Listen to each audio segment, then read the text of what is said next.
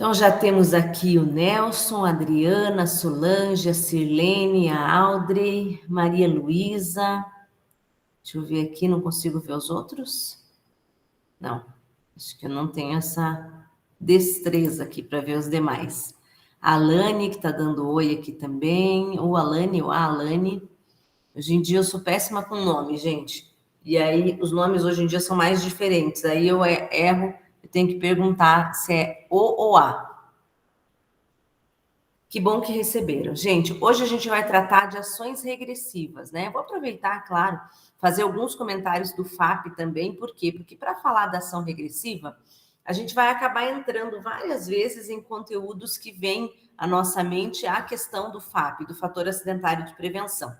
Então, vou só relembrar um pouquinho, a gente falou na semana passada, na semana retrasada, né? Nós falamos sobre as questões que envolvem o previdenciário empresarial, falamos sobre tributação das empresas e eu falei para vocês que nós temos o fator acidentário de prevenção que é aplicado para aquelas empresas, principalmente, que estão no lucro presumido ou no lucro real. Essas empresas que têm uma tributação clássica, que eu gosto de chamar, que é a tributação mais tradicional, elas possuem uma tributação na folha de pagamento. Essa tributação na folha de pagamento, ela vai ser quase sempre base de incidência de contribuição previdenciária, desde que realizado fato gerador, ou seja, então, desde que eu tenha empregados, desde que eu tenha atividades e serviços que tenham esse desempenho, que lembre a contribuição previdenciária, ou seja, que seja base de incidência da contribuição previdenciária, eu vou ter aplicação daqueles tributos que eu mostrei para vocês. Então, a gente viu cota patronal, SAT, RAT, né? GIL-RAT, também muito chamado pela Receita Federal. Aí nós temos também o fator acidentário de prevenção e aquele excedente por atividade especial, que pode ser de 6%, 9% ou 12%. Lembrando também que essas empresas têm um recolhimento de terceiros, é um recolhimento que a gente quase não trata, porque ele não é uma contribuição previdenciária, ele é chamado de contribuição social geral, então ele vem dentro das contribuições da Seguridade, não necessariamente contribuição previdenciária. Mas que é importante a gente saber que elas existem, que são as chamadas contribuições de terceiros, aquelas contribuições que vão, né, ser responsáveis por patrocinar o estudo profissionalizante no país. Então, a gente tem lá a categoria chamada de categoria S, né, que são as categorias que nós temos das confederações, CNI, CNC, CNT, CNTA. Então, essas confederações que vão, então, ficar responsáveis na sua categoria, cada uma na sua categoria, por fomentar o estudo profissionalizante. Então, a gente tem SESI, SENAI, aqueles que são envolvidos com educação, aqueles que são envolvidos com agricultura, todos envolvendo o estudo, a formação do profissional. Então, a categoria S, que é patrocinada aí pelas contribuições de terceiros. A gente não vai falar de contribuições de terceiros, porque não é o nosso foco, mas é importante vocês saberem que a contribuição de terceiros existe, inclusive tem muitas teses, né? Hoje nós temos até teses revisionais, temos teses de discussão da folha, envolvendo aí recolhimento de terceiros, mas não é o foco da nossa aula de hoje. Então, o foco da nossa aula de hoje, nós vamos voltar a falar de acidentalidade. A ação regressiva, ela é uma ação que fala de acidentalidade também. Da mesma forma que no fator acidentário de prevenção, a gente estava falando de meio ambiente de trabalho, meio ambiente laboral, estamos novamente aqui falando de meio ambiente de trabalho. Só que dessa vez a gente vai falar de uma forma um pouco diferente. No fator acidentário de prevenção, eu tenho uma tributação que é aplicada à folha das empresas em razão do desempenho, um desempenho que elas tenham ou não no seu ambiente de trabalho, nos quesitos de prevenção ao acidente de trabalho. Lembrem, o acidente de trabalho ele pode ser o típico, ele pode ser o acidente assim colocado por uma questão de nexo técnico epidemiológico, e pode ser os acidentes que ocorrem também, que não são os acidentes típicos, mas que são os acidentes que serão equiparados. Então, por exemplo, eu tenho fulano lá que briga com o colega e leva uma facada no acidente de trabalho. Essa é uma situação de acidente equiparado, não é um acidente típico do ambiente laboral, mas que ele vai ser contabilizado também como um acidente de trabalho. Poxa, mas o que a empresa tem de responsabilidade aqui? N discussões na Justiça do Trabalho e também nós vamos trazer para a Justiça Previdenciária a respeito da responsabilidade da empresa. E aí, nesse momento, para configurar o FAP, eu tenho uma diferença. Lembra que eu falei na aula passada para vocês? Eu tenho conceitos trabalhistas, conceitos tributários e conceitos previdenciários. E aqui eu vou fazer uma importante diferenciação. Ora, eu tenho um acidente que não é típico, eu tenho um acidente que ele é por equiparação. O trabalhador, ele vai estar dentro do ambiente do empregador e, por esse motivo, o empregador tem suas responsabilidades. Mas nem por isso aumenta a questão fiscal.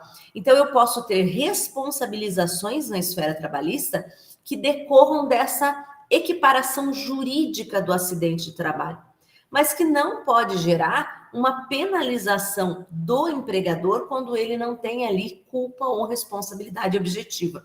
Então, é só para vocês entenderem, olha, um acidente por equiparação, esse eu vou tentar retirar da base de incidência da aplicação do fator acidentário de prevenção. Diferente, por exemplo, de um acidente típico. A pessoa cai do andaime, a pessoa ela estava numa obra sem utilização dos equipamentos de proteção individual. Então, é muito importante para a gente começar essa aula, e hoje eu vou mostrar daqui a pouco jurisprudência para vocês, mas eu quero que vocês prestem bastante atenção em mim, porque eu vou usar pouco material, embora eu tenha trazido um material denso de fiscalização, que depois eu vou mostrar. Eu quero que vocês prestem muita atenção em mim, porque eu vou dar uma explicação agora, que ela é fundamental para essa aula. É vocês entenderem o que é risco ordinário e risco extraordinário. Primeiro, tá? O fator acidentário de prevenção, ele vem tratando do ambiente laboral como um todo. Então, a minha preocupação é verificar como aquelas determinadas empresas cuidam do seu ambiente de trabalho. Se está no dia a dia delas a prevenção, a entrega de EPI, o treinamento e principalmente a fiscalização. Nós temos três pilares importantes. Os meus três pilares, eles envolvem treinamento da equipe, entrega de EPI e o terceiro e mais importante, que mais pegam as empresas, fiscalização. Isso vai estar no material depois, mas vocês podem anotar. Nós temos três pilares na advocacia previdenciária empresarial. Novamente, treinamento dos empregados, entrega de equipamento de proteção individual. Terceiro, fiscalização. O terceiro e mais importante, porque é o que passa desapercebido, é o que gera problema, são os maiores autos de infração que nós temos. Eu contei para vocês na aula passada, se eu não me engano, que eu estava cuidando de uma empresa que recebeu 12 autos de infração, né? Comentei com vocês na aula passada. Aí nós entregamos a defesa naquela semana que eu tive aula com vocês, na sexta-feira.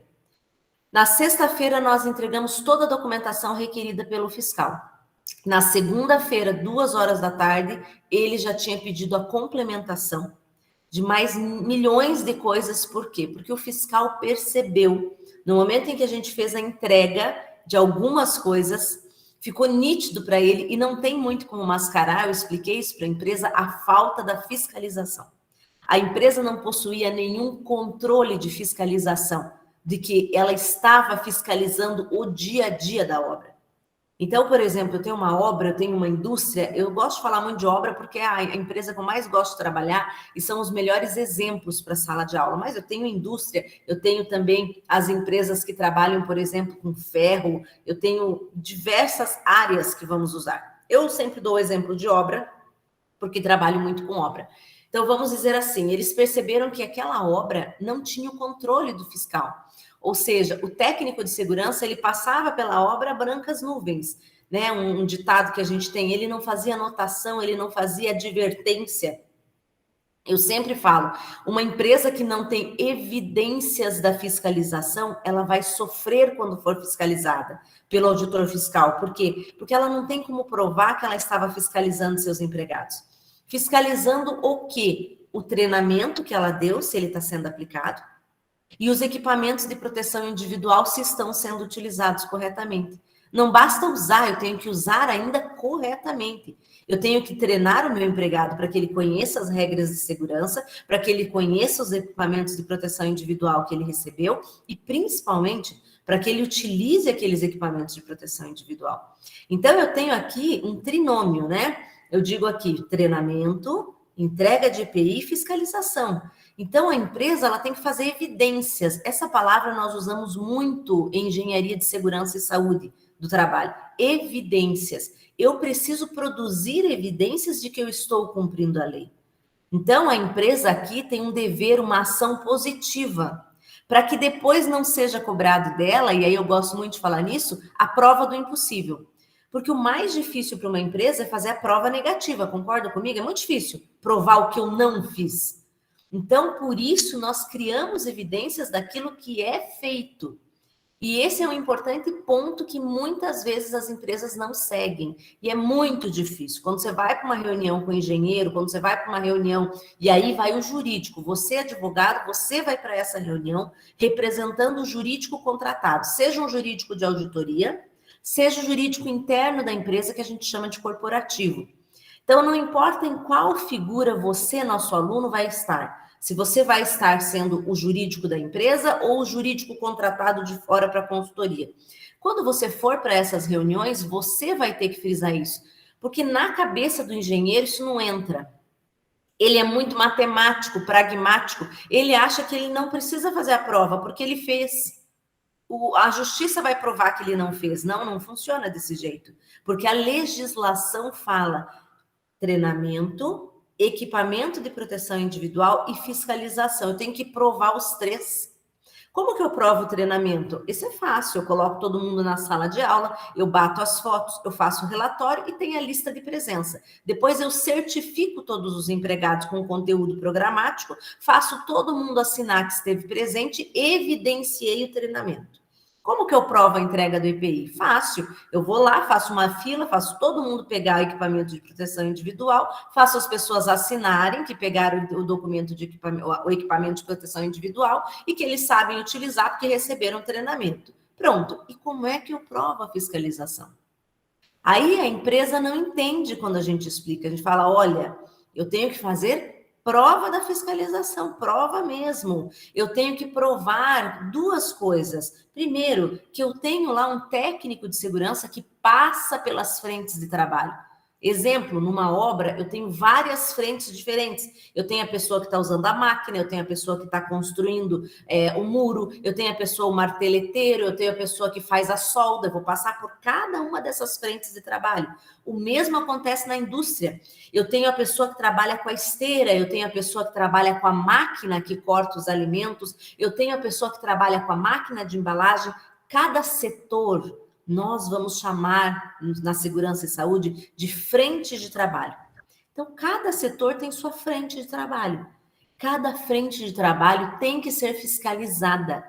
Então, o técnico de segurança, ele vai passar por essas frentes de trabalho, ele tem que anotar diariamente, frente de trabalho 1, frente de trabalho 2, a empresa vai ter a sua metodologia. Vai chamar de frente de trabalho 1, 2, 3, vai chamar de produção, vai chamar de execução, vai chamar de montagem, vai chamar como quiser, né? Essa é a metodologia, a gente precisa que cada empresa tenha a sua gestão de produção e serviços, e essa gestão de produção e serviços vai ter um nome. E o técnico, ele vai passar fiscalizando. E aí vem o maior engano dos engenheiros de segurança e dos médicos do trabalho. Eles acham que fingir que tudo está bem sempre é bom. E não é, contraproducente. Porque é impossível eu acreditar, aqui é Leonice, a Sirlene, a Audrey, que estão aparecendo na imagem, vão concordar comigo, é impossível eu fingir que uma empresa que trabalha com produção e com seres humanos, que ela não tenha nenhum erro. Que o dia inteiro esteja todo mundo perfeito, ele passa e coloca um ok na planilha dele. E acham os engenheiros, os médicos, e aqui eu falo diretamente para eles, que eu trabalho muito com eles, assim, que é isso que tem que constar na planilha da fiscalização, e não é. A fiscalização é, João estava sem EPI, foi chamada a atenção, advertido verbalmente. Fulano derrubou o martelo no pé, foi advertido verbalmente, embora estivesse com a bota. Ciclano não estava utilizando a bota, entrou no ambiente laboral de tênis, foi advertido e determinado que voltasse até o vestiário para que colocasse seu equipamento de proteção individual. Sei lá, o outro, acabou meus exemplos, né? Fulano, Beltrano, Ciclano. João de novo. João estava sem uniforme, não trouxe. Uniforme que protege do calor e do frio. Foi determinado que voltasse para casa, pegar seu uniforme e perdeu o dia de trabalho. É isso que tem que constar na fiscalização. Esse é o grande engano das empresas. Elas acham que a fiscalização tem que dizer estamos todos perfeitos todos os dias. Isso parece uma documentação forjada, não tem valor nenhum para fiscalização e não demonstra a efetiva fiscalização do ambiente de trabalho. A fiscalização ela tem que ser conturbada mesmo. Ela tem que constar que o empregado não veio com o uniforme, o outro entrou sem a bota, o outro usou a máquina errada, o outro derrubou a ferramenta de trabalho onde não devia, a outra pessoa saiu do seu ambiente. Quer ver uma outra coisa que causa muito acidente, que eu quero dividir com vocês? É o pessoal do administrativo indo dar passeio no setor de produção. Isso é muito comum. Eu atendi um caso, inclusive, de uma funcionária. Eu até entendo ela, né? Porque eram dois predinhos na empresa. Um setor de produção, onde ficava caldeira, esteira, tudo de alta periculosidade. E o outro, né, que era o setor administrativo. E eles faziam os turnos do dia e os turnos da noite. No turno da noite, ela ficava sozinha no prédio administrativo. Então, na hora do cafezinho, o que ela fazia? Dava uma voltinha, descia, ia lá no prédio da produção.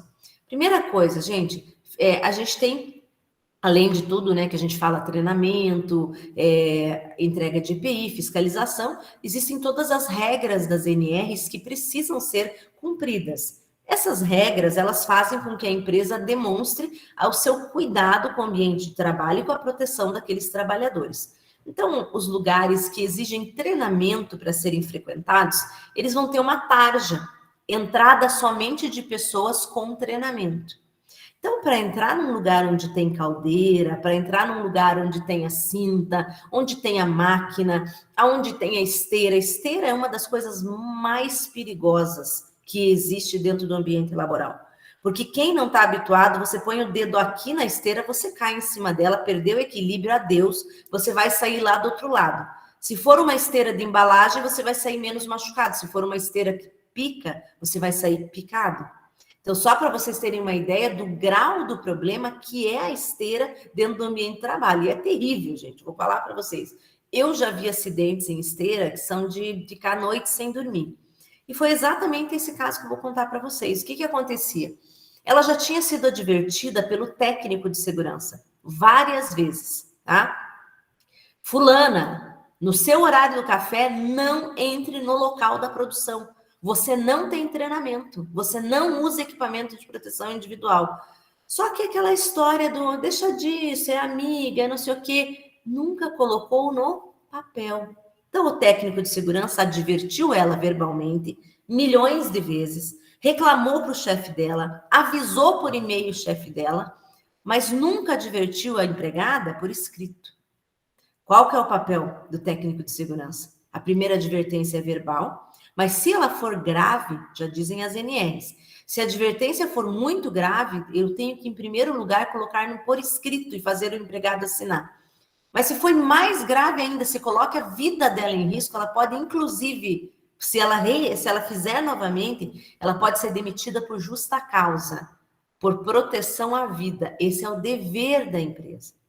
Aí, numa bela noite, né, a bonita, eu falo a bonita, coitada, faleceu, mas não cumpria a regra, né, a bonita foi dar o passeio dela do cafezinho. No cafezinho, se sentia sozinha lá no bloco onde ela trabalhava e foi lá. Adivinha o que aconteceu? Conversa vai, conversa vem, se encostou lá no negócio, caiu na esteira e saiu picada do outro lado. Vocês podem imaginar o problema que é para a empresa? Sem contar para ela que perdeu a vida, deixou a família, várias vezes sendo sido avisada. Só que o que a empresa não fez? A empresa deveria ter agido com rigor. porque ela não havia sido treinada para estar ali. Para ela, parecia uma brincadeira. Né? A maioria das pessoas é assim, vocês sabem disso. Quem não tem noção, tem gente que leva as coisas tudo na brincadeira. Mas aquilo ali era algo muito sério. Muito sério por quê? Porque no momento em que ela pudesse acontecer, ia acontecer o que ela se encostou onde não devia e caiu, ninguém mais conseguiu salvar. Você caiu na esteira, a esteira vai te levando, a menos que seja nos filmes de ação que a pessoa faz as coisas da esteira, né? Na vida real não é assim. Você perdeu o equilíbrio, você não se recupera mais. Aquilo acabou com o setor, porque teve funcionário que depois se matou, que se sentiu culpado, teve pessoas que ficaram doentes emocionalmente para sempre. A empresa fechou depois disso, porque era uma funcionária que estava há muitos anos na empresa, conhecido de família. Então, eu só estou mostrando para vocês o quanto um ambiente de trabalho ele pode ser perigoso, hostil, para quem não foi treinado para estar naquele ambiente. E qual é o papel da empresa? Que a empresa errou muito. A empresa errou muito. E eu tive o desprazer, porque ninguém tem prazer nessa hora, mas o desprazer de dizer para o dono, você errou junto. Junto. Por quê? Porque o técnico de segurança chamou a atenção dela várias vezes. Ah, mas deixa disso, para de ser chato. O técnico de segurança é aquela pessoa insuportável, que ninguém gosta na empresa, porque ele está o tempo inteiro pegando no pé de alguém. Ele é muito fundamental. E eu só gosto de técnico assim. Quando eu vou numa empresa, eu falo, quanto mais chato e mais odiado o técnico for, melhor. Por quê? Porque ele é o cara que vai resolver o problema da empresa, ou vai evitar que os problemas aconteçam. E aí, essa história triste que eu estou contando, mas real, aqui em Curitiba, empresa grande aqui, tá? Lateral de Curitiba, região metropolitana Araucária, que eu atendo. Isso é muito comum, né? Estou contando um caso meu, mas vocês vão ter aí, quando vocês começarem a trabalhar com isso, conversar com outras pessoas que trabalham com isso, vocês saberão de várias histórias assim, tristes do ambiente de trabalho. E que o erro, ele é de todos. O erro é porque as pessoas quiseram matar, alguém quis matar? Nesse caso, não. Pode ser que um dia tenha, né? Toda vez que acontece uma morte no ambiente de trabalho, a gente vai passar pela delegacia de homicídios, primeiro para desclassificar o homicídio doloso e depois o homicídio culposo, porque alguém pode querer matar alguém, lógico. Pode ter uma briga entre dois empregados que empurram o outro numa esteira, pode ter uma briga entre marido e mulher que trabalham juntos e empurra alguém numa caldeira, acontece, eu já peguei também, tá? Pode ter dois diretores que estão disputando um cargo, um empurra o outro, machuca o outro, trama para o outro, pode tudo, gente. Tudo isso pode acontecer no ambiente de trabalho também, por isso que a delegacia de homicídios, toda vez que acontece um acidente fatal, ela tem que participar. A primeira investigação é dela, ela vai ter a certeza de que aquilo não foi intencional, ou que aquilo não foi premeditado, né? Um dolo, seja dolo eventual, seja dolo direto, é a obrigação da delegacia. Mas depois a gente vai começar a trabalhar com as culpas. Vamos começar a trabalhar com negligência, imprudência, imperícia. E nesse caso aqui da empresa, o que aconteceu? É aquela história do deixa disso. Ninguém quer matar ninguém, mas ninguém leva nada a sério. Eu brinco que é quase os pais educando os filhos de hoje, né? Ah, tá tudo bem, não faça, fulano, não faça. Ciclano, você escutou o que a pessoa te falou? Não faça, tá? Ah, aquele é chato mesmo, eu sei, mas não faça. E assim foi que nós perdemos uma vida dentro da empresa de 30 e poucos anos. Desculpa, meu telefone tá sempre me incomodando aqui, gente. Pronto, eu tenho um remédio para tomar, daí eu deixo o reloginho. E essas pessoas vão deixando disso, deixa daquilo, e aí aconteceu. E depois que aconteceu, acaba. Se a empresa é pequena, acabou com a empresa. Empresa grande, não. A empresa grande está acostumada, ela coloca uma equipe do jurídico, ela contrata uma consultoria como do meu escritório, a gente vai lá, assume tudo para eles, assume todos os processos que vão virar. Então, a empresa grande, ela está mais acostumada a lidar com isso. A empresa pequena não se recupera. Vou dizer para vocês.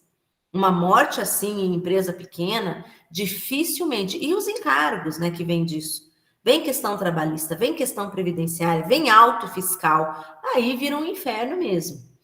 Mas aonde, para não perder o foco, eu estou querendo chegar para a gente continuar falando da ação regressiva? Ora, nós temos aqui dois pontos, dois caminhos. Agora nós estamos caminhando e chegamos numa encruzilhada. Nós temos dois caminhos importantes para eu mostrar para vocês que vai desembocar na nossa matéria de hoje, que é a ação regressiva. Se nós viemos até aqui e aconteceu um acidente, eu posso ir lado esquerdo aqui. Lado esquerdo, não vou falar em lado esquerdo e direito, senão vão associar com ideologia. Vamos dizer assim, tem um lado. Um lado, tá? Cumpriu todas as regras. O técnico de segurança deu todas as informações necessárias. Havia autuado, eu digo, notificado por memorando interno, feito advertência verbal, feito advertência escrita, reclamado para o chefe. O chefe chamou essa funcionária e disse para ela que a próxima vez que ocorresse, ela seria mandada embora por justa causa, por colocar a sua vida em risco. Vamos dizer que tudo isso aconteceu. E do outro lado, tínhamos lá exatamente o que aconteceu nesse meu cliente. O técnico de segurança errou, porque ele chamava atenção, mas não documentou. Não fez o que eu disse para vocês. Só um pouquinho. A chamada evidência da fiscalização. Não pôs no papel, só chamava atenção de boca. Foi lá, até falou para o chefe dela deu risada, falou para ela. Essa foi a conduta. Qual é a diferença que eu tenho aqui? Nas questões trabalhistas, a empresa vai responder igual nas duas. Por quê? Porque o ambiente de trabalho causou aquela determinada, como é que eu posso dizer? Aquele determinado dano. Ah, mas eu vou responder com mais ou menos na indenização. Isso sim, porque tinha a culpa da funcionária, a funcionária sabia do risco que estava correndo, então vai mudar um pouco as questões trabalhistas quando eu falo da indenizatória. Responsabilidade pelo empregado, o empregador sempre terá na trabalhista, por quê? Porque é uma norma mais protetiva. O empregador ele ganha lucro trabalhando com ambientes que são perigosos, que são ambientes que envolvem o risco de vida. Tá? Então, sempre haverá na trabalhista algum tipo de penalidade. O empregador não vai sair totalmente ileso, por mais que a menos que a pessoa tenha se jogado intencionalmente. Mas fora isso, algum tipo de verba, algum tipo de indenização sempre vai ter. Aonde que muda? Na nossa esfera previdenciária e tributária. Por que muda? Porque a responsabilidade da empresa ela deve estar dentro dos riscos ordinários. Toda vez que a empresa estiver correndo riscos chamados de ordinários, comuns do ambiente laboral, ela já está protegida pela tributação que ela já paga, que é cota patronal e o que nós vimos na aula passada, antes de falar do FAP, que nós vimos juntos aqui, o SAT e o RAT. Só que muito cuidado, muito advogado entra na regressiva trabalhista abrindo um tópico. Já tem o pagamento do SAT. Isso não significa nada. Nada. O que eu tenho que provar? Que o risco dentro da minha empresa era o ordinário. Como que eu provo isso? Ora, qual é o risco normal previsto pela legislação e protegido pelo SAT, pelo seguro de acidentes de trabalho? É o risco ordinário, aquele risco natural de uma empresa que cumpre as leis trabalhistas, cumpre as normas regulamentadoras e, acima de tudo, cumpre todas, mas todas, né, os regramentos internos de saúde e segurança, por meio de portaria e tudo mais, provando os 3 pilares: treinamento dos empregados, entrega dos EPIs adequados e fiscalização. Então, o que eu quero mostrar para vocês? Eu quero dizer o seguinte: se ainda assim, cumprindo tudo isso, meu empregado se acidenta, ele estava dentro de um risco extraordinário? Não, ele estava dentro de um risco ordinário, natural, porque a empresa, todo o restante a empresa cumpriu. O risco era um risco natural do negócio. Esse risco é protegido pela legislação. Ou então, vamos dizer que foi o empregado que agiu, foi o empregado que, com erro ou concorrendo em culpa, o empregado causou aquele acidente. Então, está dentro do risco ordinário. A empresa fez tudo aquilo que a administração pública cobrou dela. Eu preciso que vocês entendam a diferença entre risco ordinário e extraordinário. Coloco aqui do ladinho. Agora vamos falar do risco extraordinário. Essa empresa que eu citei. A empregada não foi treinada, ela passeava onde ela não podia passear, ninguém documentou, ninguém deu justa causa para ela, o empregador deixou de usar a sua fiscalização, o seu poder de polícia, porque dentro de segurança e do trabalho, o empregador ele tem poder de polícia, ele tem o poder de mandar a pessoa sair do local, tem o poder de tirar a pessoa do ambiente, tem o poder de determinar que algo seja feito e tem o poder de dar a justa causa para que aquela pessoa que se coloque em risco não coloque a vida dos demais. Então, só para vocês terem uma ideia, aqui, esta moça que eu citei o exemplo do administrativo, que foi passear lá no setor de produção, ela correu um risco que é o chamado risco extraordinário. Quem colocou ela nesse risco extraordinário? Não foi nem que a empresa colocou, mas a empresa deixou acontecer. Sabia que ela estava fazendo, não tomou as atitudes, não fiscalizou, não reduziu a termo em advertências escritas. Então, em razão disso, tá? Estava esta empresa dentro do risco extraordinário. Esse risco extraordinário, ele é protegido pelo SAT, pelo seguro acidente de trabalho? Não. O seguro acidente de trabalho só protege a empresa do risco ordinário, desde que ela cumpra toda a legislação, desde que ela estimule os 3 pilares, desde que ela edifique esses 3 pilares dentro do seu ambiente, da sua missão institucional como empresa. Então, deixando isso claro, a gente consegue começar a entender aqui a nossa aula de hoje. Quando que a administração pública ela pode, então, requerer mais da empresa? Olha, além dos tributos que você paga, você ainda precisa indenizar o Estado pelos danos que você causa. Olha, empresa, você está dentro do risco extraordinário. Você onera o Estado. Como que você onera? Você onera usando o INSS para pessoas que ficam doentes, inválidas ou pessoas que morrem e deixam pensão para os seus filhos. Você onera o SUS, utilizando por meio dos seus empregados machucados ou doentes excessivamente a força de trabalho do Sistema Único de Saúde. Então, empresa, você tem um custo para o Estado. Você é desorganizada, você não respeita as regras, você está custando para o Estado. Você onera o nosso Sistema Único de Saúde, você onera o nosso sistema de previdência, dentre outras coisas. Aí eles falam, então, nós vamos utilizar de uma ferramenta que é a ação regressiva.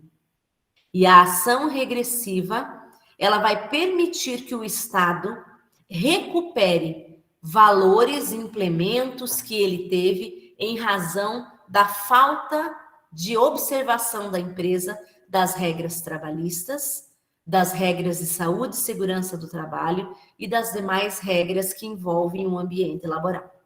Entenderam até aqui?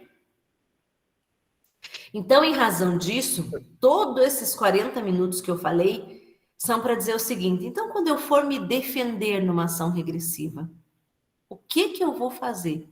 Eu vou procurar saber primeiro se meu cliente estava dentro do risco ordinário ou dentro do risco extraordinário. Eu vou procurar saber se houve culpa concorrente ou se houve culpa exclusiva da vítima. E aí eu começo a entender como me defender numa ação regressiva. Porque a ação regressiva, o mérito dela, vou ter que saber qual é a minha linha de defesa. E essa linha de defesa, ela vem muito bem explorada pela jurisprudência. A jurisprudência, ela vai fazer essa divisão muito clara, né? Quais seriam os riscos ordinários, os riscos naturais daquela atividade. Aquele empregado estava exposto a um risco ainda maior, estava exposto a um risco extraordinário em razão da forma dessa empresa trabalhar, em razão de como essa empresa se comportava? Sim, aqui o Jonathan está fazendo a seguinte pergunta: olha, o Estado promove mesmo a ação regressiva? Promove, tem fundamento jurídico, já vou mostrar, tem lei própria, inclusive, tá? E quando começamos a ter ação regressiva, ela já é de um tempo na nossa legislação. Mas somente no ano de 2014, a gente vê uma movimentação do Estado para buscar as ações regressivas. E hoje essas ações regressivas, elas são milionárias. Eu tenho várias ações dessas no escritório, as menores são de 500, 600 mil. Isso quando a gente está falando de empresa grande, claro, né? Por quê? Que vejam, o que o INSS vai cobrar, o que o SUS vai cobrar. Primeiro, ele vai cobrar os pensionamentos, ele vai dar prioridade para as ações em que houve um grande déficit por parte do Estado. Então, existe uma ferramenta, eu vou dizer que ferramenta não é a palavra certa, existe um grupo de trabalho da Procuradoria da AGU, tá? Professor Miguel Orvati, alguém que deve conhecer, professor Miguel Orvati, que é aí de São Paulo, inclusive, muitos de vocês devem ser de São Paulo, né? O professor Miguel Orvati, por exemplo, é procurador e ele integrou muito tempo o PIP, Processo Investigatório Previdenciário. Então, esse grupo de trabalho com procuradores, o que ele faz?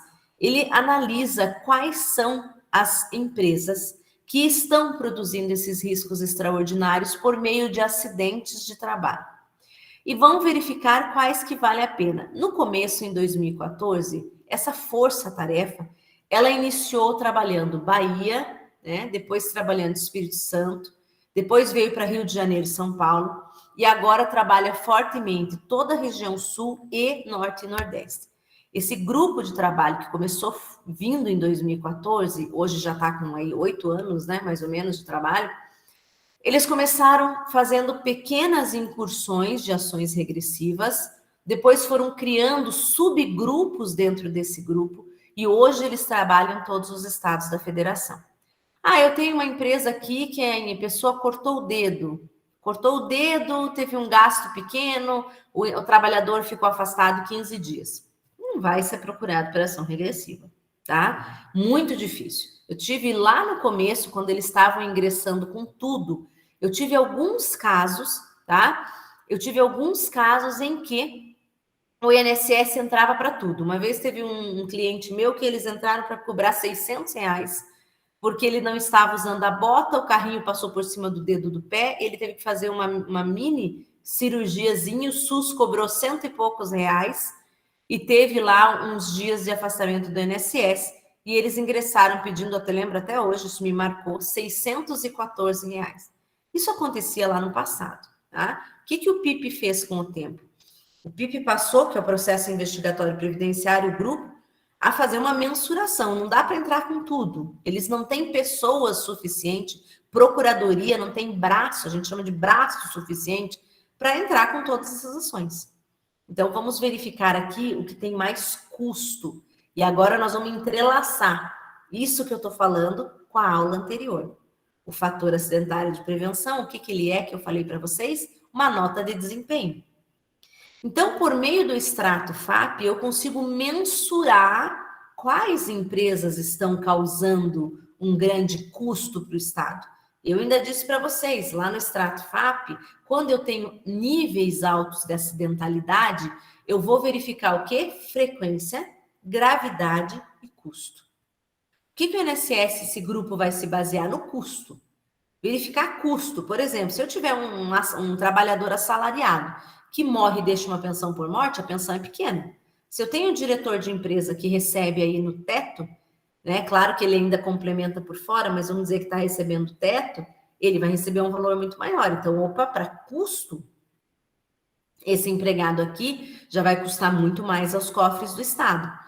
Então, essa força-tarefa da Procuradoria, claro que eu estou, assim, se um procurador ouviu falando isso, ele vai dizer, até parece que é tão simples. Claro que não. Eu estou resumindo para dar uma explicação factível para vocês de como funciona. Mas eles vão analisando inúmeros dados, inúmeras estatísticas internas deles, dentro do fator acidentário de prevenção, eles vão verificar as empresas que eles vão eleger para possíveis regressivas. Então, hoje não se entra mais de tudo. Hoje eles estão escolhendo as principais e já tentando fazer uma análise prévia. Isso é até interessante, que aqui quem perguntou, Alane, a ação regressiva é apenas para riscos extraordinários? Sim. Embora o INSS, toda vez que o valor é alto, ele vai ingressar dizendo que aquele risco era extraordinário, que a culpa foi da empresa e que ela não cumpriu as normas regulamentadoras. Qual que é o nosso problema? Em que se baseia a Procuradoria? Nas ações trabalhistas. Qual é a primeira ação que o empregado ou a empresa ou os dependentes ingressam? A trabalhista. Porque a ação trabalhista é a ação que vai ser feita pela vítima, né? Pela possível vítima, que às vezes até é culpa concorrente, mas está ali. Então, a possível vítima, o trabalhador, vai ingressar com a trabalhista. Ali é a fonte de dados da Procuradoria. Qual que é o nosso problema? Lá na trabalhista, a empresa não está se defendendo da mesma coisa. Então, na maioria das vezes, o que, que nós temos? E por isso que no início da aula eu falei para vocês assim, olha, na trabalhista, sempre vai haver alguma culpa do empregador. Porque a CLT, ela está ali para disciplinar como é que eu vou dizer? A relação entre particulares, o empregador e o empregado. E sempre vai haver uma relação ali de hipossuficiência, e sempre vai haver uma relação em que o empregador está num ramo de trabalho que ele está tirando uma vantagem daquele empregado, porque é por meio da força laboral daquele empregado que ele retira o lucro. Isso é princípio básico, conceito básico do direito do trabalho. Só que eu não posso levar aquilo que acontece na Justiça do Trabalho como resposta para o que acontece na Justiça Tributária. Porque enquanto a trabalhista, qualquer situação que prejudique o trabalhador vai ser analisada por esse viés, a tributária não. E aí vem o que a Lani perguntou e que eu vou frisar novamente. Somente o risco extraordinário causa uma responsabilidade para regressiva. Somente o risco extraordinário no qual a empresa se coloca quando ela não cumpriu as normas regulamentadoras, quando ela deixou de implementar a fiscalização, o treinamento e a entrega do EPI, ou quando, em outro momento ou outra situação, ela deixou o ambiente laboral instável, inseguro, impraticável, ou alguma situação do gênero. Então, é muito importante a gente só entender aqui que somente o risco extraordinário deve gerar a regressiva. Embora a Procuradoria vá tentar mostrar que todos os riscos caros, todos os gastos altos são extraordinários, e a Procuradoria vai ingressar com ações regressivas também, sempre usando argumento da Justiça do Trabalho, para o qual as provas foram realizadas com outro foco. E na maioria das regressivas que eu entro para a empresa, a primeira coisa que eu tenho que fazer, afastar os depoimentos trabalhistas. Porque o que o juiz da federal vai fazer? Vamos aproveitar. Não vai aproveitar nada. Eram partes diferentes no processo. Lá não estava a administração pública como foco. O objetivo da demanda não era fiscal. Então, eu quero refazer os depoimentos. E esse é o segredo do advogado que quer saber trabalhar no empresarial previdenciário. Eu vou aproveitar. Não aproveite a trabalhista. Você pensa que ela está a seu favor. Pois a Procuradoria vai encontrar ali algum quesito para virar o jogo. Por quê? Porque na trabalhista o foco é outro. As perguntas da trabalhista têm outro foco, o objetivo da trabalhista tem outro foco, a legislação de regência é a CLT. Aqui, a legislação de regência é a norma previdenciária, é a norma regulamentadora do ambiente de trabalho. Essa é a diferença, e parece pequena, mas na hora que a gente começa a trabalhar isso, ela é enorme, enorme. Exemplo, tá? Um exemplo bobo que eu vou mostrar a jurisprudência daqui a pouco. Um funcionário que, por exemplo, está usando equipamento de proteção individual, mas está trabalhando com a instalação de elevadores. Vou dar um exemplo aqui para vocês, tá? Se ele abre e por equívoco na hora, por falta de atenção dele, ele abre aquelas portas do elevador e coloca a cabeça no vão quando o elevador está subindo. Pergunto para vocês, o fato dele estar usando o colete, o cinto de 3 pontas, muda o fato de que o elevador vai esmagar a cabeça dele? O uso do equipamento de proteção individual fez diferença? Então, na trabalhista, caso ele estivesse sem, o empregador vai ser culpabilizado. Na tributária, na fiscal, a falta do uso do cinto de segurança vai causar penalização? Não. Por quê? Porque o erro humano se sobrepôs à falta do cuidado. Aquela falta do cinto não fez diferença nenhuma para que ocorresse a morte. Então, esses entendimentos a gente precisa ter, por quê? Porque a diferença está na legislação aplicável. Eu posso ter um mesmo fato que causa um reflexo trabalhista, e as pessoas têm bastante dificuldade de entender isso, o juiz também, não pensem que não. Às vezes a gente fica desenhando para o juiz, até chegar no CSTJ e corrigir. É difícil, é complicado mesmo. Por quê? Porque o juiz de primeiro grau, ele acha que ele esquece que ele é juiz federal e está olhando a parte fiscal, e ele começa a pensar com a cabeça do juiz trabalhista. Ele lê a sentença trabalhista e ele vai aplicando aquilo. Não, calma. Aqui a gente veio discutir a norma regulamentadora. O risco era extraordinário ou não? E aí, agora vem a segunda parte que eu não falei, eu tenho risco ordinário, eu tenho risco extraordinário. Mas esse risco extraordinário, as razões dele ser extraordinário, fariam diferença no resultado? Essa é a pergunta. Ainda que eu esteja no risco extraordinário, ainda que eu não tenha concedido um treinamento, ou ainda que eu não tenha dado um determinado equipamento de proteção individual, ou fiscalizado se ele estava utilizando, isso faria diferença no resultado? Então, eu tenho uma coisa que eu vou analisar antes de tudo. Culpa concorrente e culpa exclusiva da vítima. Então, aqui ainda para a empresa, primeiro item que eu analiso, culpa concorrente e culpa exclusiva. Não houve.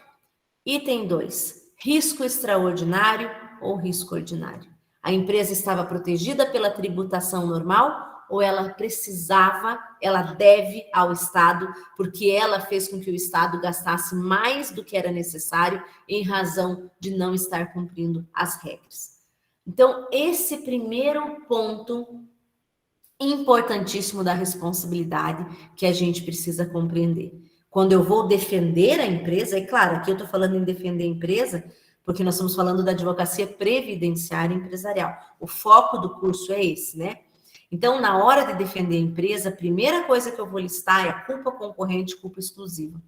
Eu tenho como trabalhar esses pontos lá na trabalhista, por exemplo, na hora dos depoimentos, eu consegui pegar alguma coisa, às vezes você não consegue falar com o cliente, por quê? Vem outro ponto importante. A trabalhista, ela é muito mais contemporânea aos fatos. Aconteceu, já o empregado entra com a ação. No máximo 2 anos. Quando que o INSS entra com a regressiva? Normalmente na véspera do prazo prescricional. Por quê? Eles estão cheios de trabalho lá, eles vão trabalhando contra o tempo, passa 5 anos quase, 4 meses. Então, a gente está longe dos fatos. Quanto mais longe dos fatos eu estou, mais as pessoas esqueceram o que aconteceu neles. Mais as pessoas não, né? Mais as provas elas vão acabando. A empresa não tem mais o ambiente laboral, não guardou foto, não guardou documento. Claro que deve guardar, a gente sabe, mas na prática acaba não tendo. Então, eu tenho que ler a trabalhista e ver o que há de importante para mim para eu tentar reconstituir na tributária, que normalmente vai acontecer alguns anos depois, ou vai acontecer quando a trabalhista já passou. Outra coisa, o empregador tem o hábito de fazer acordo na trabalhista, porque ele se sente culpado. Muitas vezes inclusive, né? Mas o empregador tem esse hábito de fazer o acordo. Então, quando chega naquela ação regressiva um acordo trabalhista, aquilo parece que pesa, assim, 1000 vezes contra o empregador. Vocês sabem disso, né? O empregador fez um acordo com a família porque era um empregado muito antigo, era um empregado que está há muito tempo, vamos fazer um acordo aqui, vamos resolver. A hora que isso aparece no tributário, meu Deus do céu, né? Inclusive, o procurador veio na regressiva, inclusive a empresa fez acordo para indenizar as famílias, assumindo sua culpa.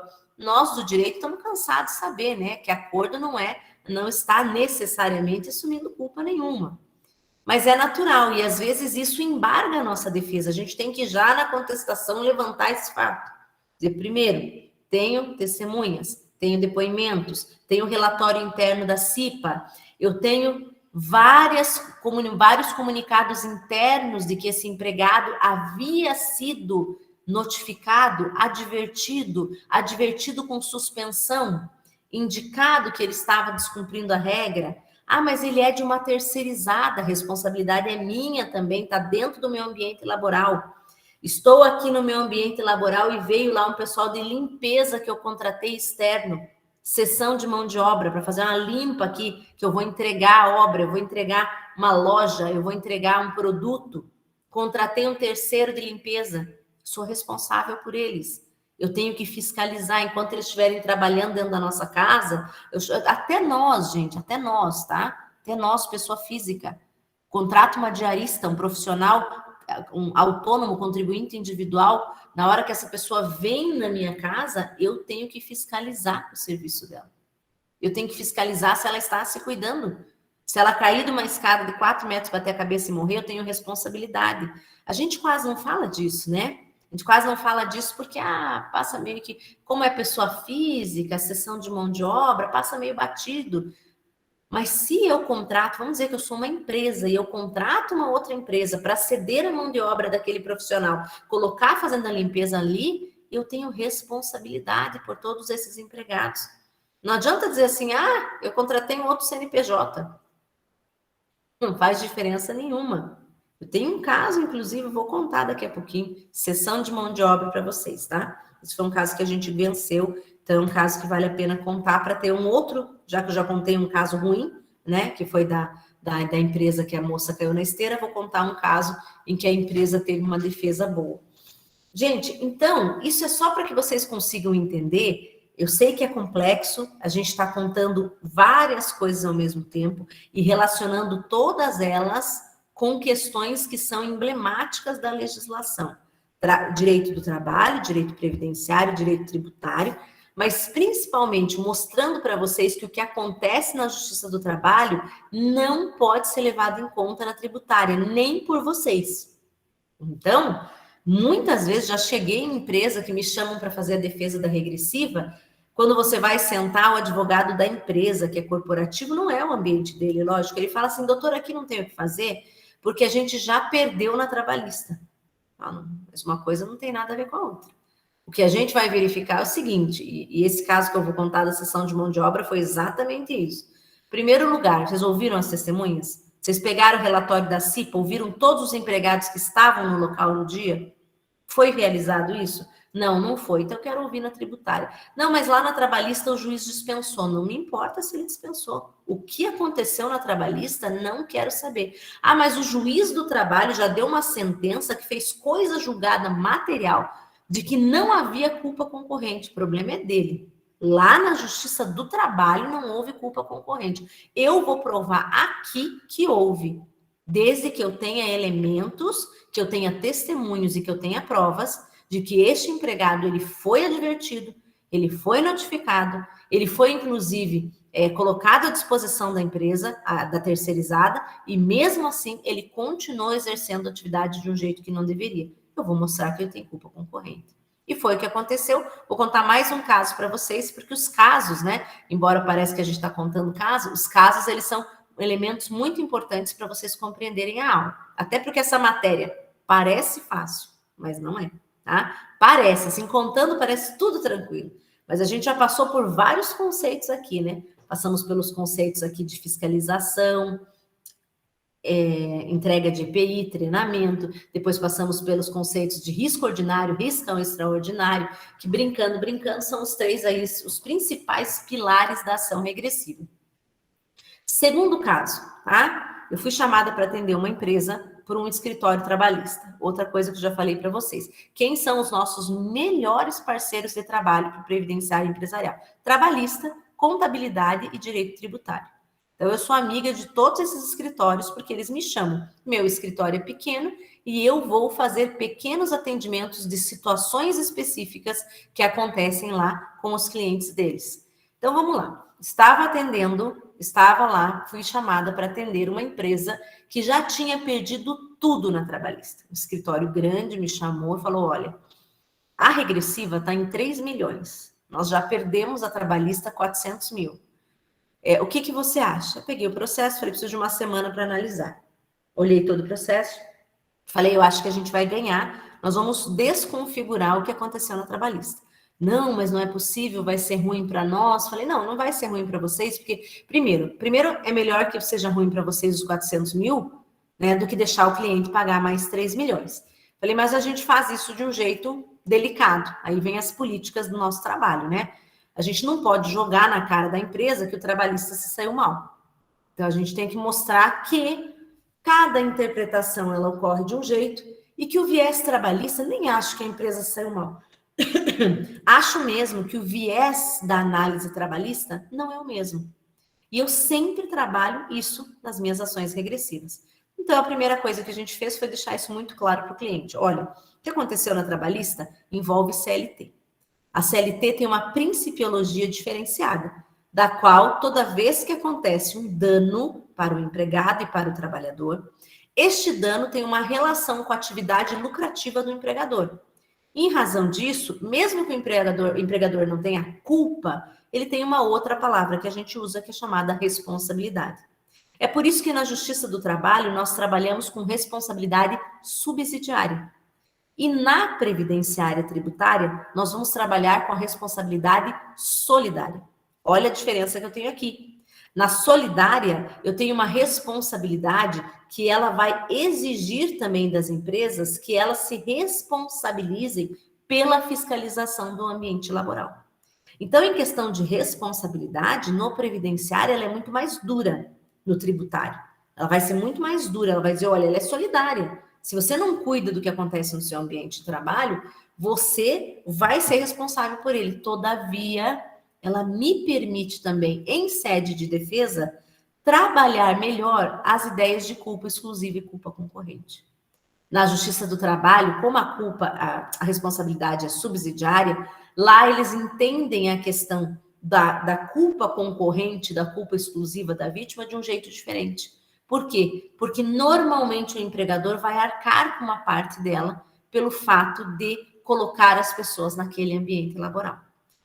Mas voltando ao foco, então, do que eu fui chamada para fazer nessa empresa. Eles tinham perdido uma ação. Se tratava de uma empresa que trabalhava com ração, tá? Então, eles eram produtores de ração. E eles trabalhavam com máquinas que eram montadas por uma outra empresa. Então, olha só, o meu cliente é o cliente que tem a empresa de ração. É uma indústria de rações e produtos alimentícios para pet. Uma indústria grande, conhecida. E eles tinham que ter máquinas internas, né? Máquinas enormes. Para vocês terem uma ideia, algumas máquinas, eles tiveram que tirar o telhado da empresa para a máquina subir, para poder entrar a máquina, de tão grande que são essas máquinas, tá? E como que ele faz essa máquina? Veja, o meu cliente, ele tem uma indústria de ração.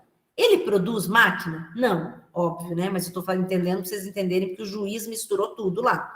Ele produz a máquina da ração? Não, ele comprou a máquina de alguém. Quando ele compra a máquina, a empresa que vende a máquina manda empregados montarem a máquina, certo? Então, esses empregados que vieram montar a máquina, eles não trabalham para minha cliente, que é a indústria de ração, mas eles estão ali com o objetivo de tornar possível o quê? Atividade fim do meu cliente. Lá vem as regrinhas, né, de direito previdenciário com atividade fim. Então, eu tenho uma relação entre essas duas atividades. Por quê? Porque a máquina que foi montada dentro da indústria do meu cliente tinha empregados trabalhando nela e havia uma responsabilidade solidária. Eu coloquei terceiros no meu ambiente de trabalho, através de uma figura chamada cessão de mão de obra, para montar a máquina que vai atender o meu negócio com a minha atividade fim. Tá todo mundo me acompanhando? É um pouco difícil, mas estão me acompanhando. Então, estão lá montando a máquina, né? Montando a máquina, levou lá 2 semanas a montagem da máquina, e chapa para cá, chapa para lá, solda, tira telhado, arruma lá em cima, tudo isso que vocês podem imaginar.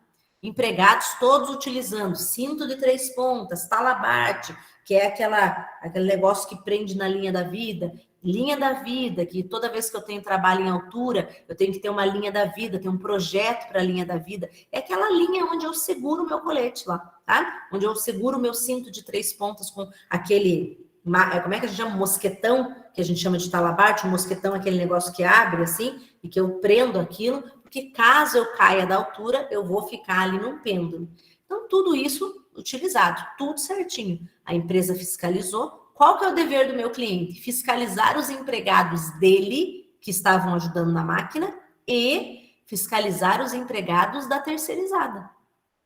A terceirizada normalmente não gosta, mas se está trabalhando dentro do meu ambiente de trabalho, o meu técnico de segurança e o meu engenheiro de segurança tem que passar o olho e dizer, ô fulano, coloca o talabarte na linha da vida, usa o equipamento de proteção individual, coloca o capacete, porque vocês estão entendendo a responsabilidade solidária aqui? O terceiro foi contratado para montar a máquina no meu terreno. Mas se eu passo e vejo que ele está sem os equipamentos de proteção individual, eu tenho que parar e mandar ele sair da minha obra. É o dever do contratante. Ah, professora, mas não é seu empregado, não tem problema. Nós estamos falando aqui de responsabilidade solidária. Está no meu ambiente regra de saúde e segurança solidária. Veio trabalhar aqui, eu ligo para o chefe, oi, o cara que vendeu a máquina, escuta, os seus empregados estão trabalhando aqui sem equipamento. Não vou deixar concluir. Você vem aqui com o seu responsável, determine que os seus empregados, eu não posso mandar no empregado dele, né? Mas eu posso parar e tenho dever, não posso, eu tenho o poder, dever de parar a instalação da máquina e dizer, vem aqui, que eles têm que utilizar a regra, porque a minha responsabilidade por lei é solidária, tá? Claro que eu tô fazendo essa historinha aqui para vocês entenderem como isso funciona. Então tá. Então estavam lá trabalhando, passou o técnico de segurança, falou, ô, fulano, você está com o talabarte, com o mosquetão desligado, desconectado da linha da vida. Se você cair lá de cima, meu filho, adeus, porque você não está preso em nada. Primeira advertência verbal. 2, 3 dias depois, passou de volta, de novo fulano. Fulano com todo o equipamento, capacete, luva, bota, usando aquele cinto de 3 pontas, mas perambulando pelo telhado sem prender na linha da vida. Por que é chato sem prender na linha da vida? Porque quando você tá com ele preso na linha da vida, você tá tipo um cachorrinho na corrente, né, gente? No bom sentido, não vamos me entender mal. Então depois vão dizer que a professora comparou o trabalhador a um cachorro. Assim, você tá preso na corrente, então você só vai aonde a corrente vai, né? Você anda num quadrado, assim. E a linha da vida, ela faz um quadrado em cima do telhado. Você não pode atravessar. Você tem que ficar andando pelas beiradas. Por quê? Nesse caso em especial, o projeto da linha da vida era pelas beiradas, porque o centro, o telhado era de vidro.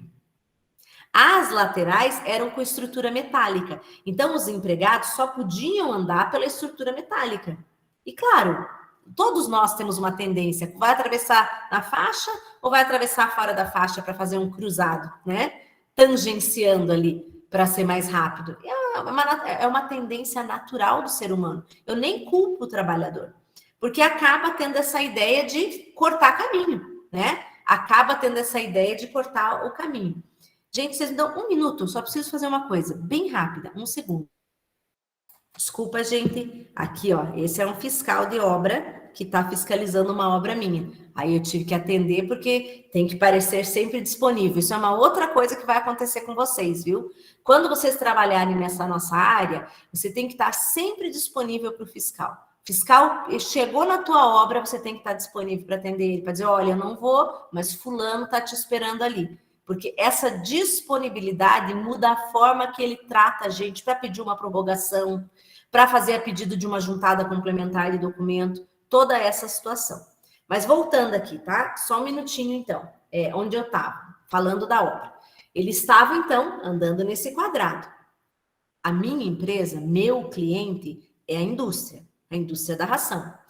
Passou a primeira vez, o bonito estava solto lá, né? Falei para vocês. Na segunda vez, de novo, ele estava atravessando pelo vidro e, além de atravessar pelo vidro, estava sem o talabarte. Na hora, o técnico de segurança chamou e falou: pode descer, hoje você não vai trabalhar mais. Eu vou mandar um e-mail para o seu chefe. O certo seria mandar por escrito. Eu prefiro. Se a empresa tivesse me ligado, eu teria dito: olha, chama o empregado agora e faz ele assinar. Não foi feito isso, mas tudo bem. Foi uma medida também de evidência. Eu tenho que evidenciar. O que ele fez, então? Chamou o engenheiro, o técnico de segurança escreveu na planilha dele, mais um elemento de prova. Escreveu no seu diário de obra. Enviou para o técnico, para o engenheiro e falou que, olha, aconteceu essa situação, eu dispensei ele, porque ele atravessou no vidro. Atravessou primeiro pelo vidro e depois atravessou sem estar ligado o colete no talabarte na linha da vida. Ou seja, totalmente correndo risco. Bem, ficou anotado lá, tá? E aí o empregado, o engenheiro responsável pela obra, recebeu aquele e-mail, mandou para a empresa terceirizada. Né? A empresa terceirizada que estava montando a obra recebeu e falou: vamos advertir o empregado. Claro que não fizeram nada, né? Nem vieram na obra. Mas o que o meu cliente fez? O meu cliente evidenciou a fiscalização. Ele verificou um dia, deu uma advertência verbal. No segundo dia, ele mandou um e-mail, mandou o empregado sair. O empregado, logicamente, bateu boca, disse que ele era experiente, que ele fazia aquilo faz tempo, que ele não tinha tempo para ficar andando pelos cantos do telhado, que ele tinha mais coisa para montar, porque ele ganhava por montagem. Tudo que vocês possam imaginar. Tudo isso evidenciado nesse e-mail, né? E aí, passou, voltou a trabalhar no dia seguinte, cumprindo a regra, eis que uma semana depois, adivinha o que aconteceu? Pisou, carregando uma travessa pesada também de ferro, atravessou exatamente onde não podia, atravessou sem o talabarte, caiu pelo telhado de vidro. Passou para o segundo piso, caiu no segundo piso, caiu no terceiro piso. Então, ficou 3 andares. Ele atravessou todos os vidros, caiu e, obviamente, morreu. Né? O que acontece quando chegou lá o corpo de bombeiros? Aí vem o nosso papel também. No momento em que acontece o acidente, a engenharia e, principalmente, o jurídico da empresa tem que estar preparado para... No momento que acontece o acidente, ninguém mexe em nada. E eu nunca estou falando em fraudar aqui, mas de evidenciar os elementos do momento. Primeira coisa, ninguém pode mexer em nada, mas tirar fotos. Tirar fotos do que ocorreu. Depois vai analisar se aquelas fotos vão ser utilizadas, se não vão. Mas eu fotografo tudo, eu evidencio a situação enquanto está vindo o corpo de bombeiros. Quando o corpo de bombeiros chegou, o que o corpo de bombeiros escreveu? Que foi fundamental, mas a gente teve que pedir um embargo de declaração. O corpo de bombeiros escreveu: empregado utilizava capacete no momento do socorro. O empregado já sem vida, mas foi constatado que utilizava bota de segurança, luva, capacete, cinto de 3 pontas. Todavia, não foi encontrado o talabarte preso ao corpo. Talabarte é um mosquetão preso na linha da vida, tá? Exatamente o problema que o empregado já tinha sido 2 vezes advertido. Inclusive, corretamente. A primeira vez foi uma suspensão verbal, a segunda vez ele foi suspenso, um dia de trabalho teve que ir embora, e foi evidenciado por e-mail para a empresa que na próxima vez a empresa seria desligada do serviço, né? Da prestação do serviço da máquina. Então, vejam só, o que nós temos que ter muito cuidado? Além desse passo a passo que aconteceu, que não foi o ideal, porque eu acho que o empregado deveria ter assinado essa advertência, nós tínhamos uma evidência da fiscalização, porque o meu cliente era o terceiro. O meu cliente é aquela pessoa que não era o patrão. Ele estava prestando um serviço que a gente chama de cessão de mão de obra.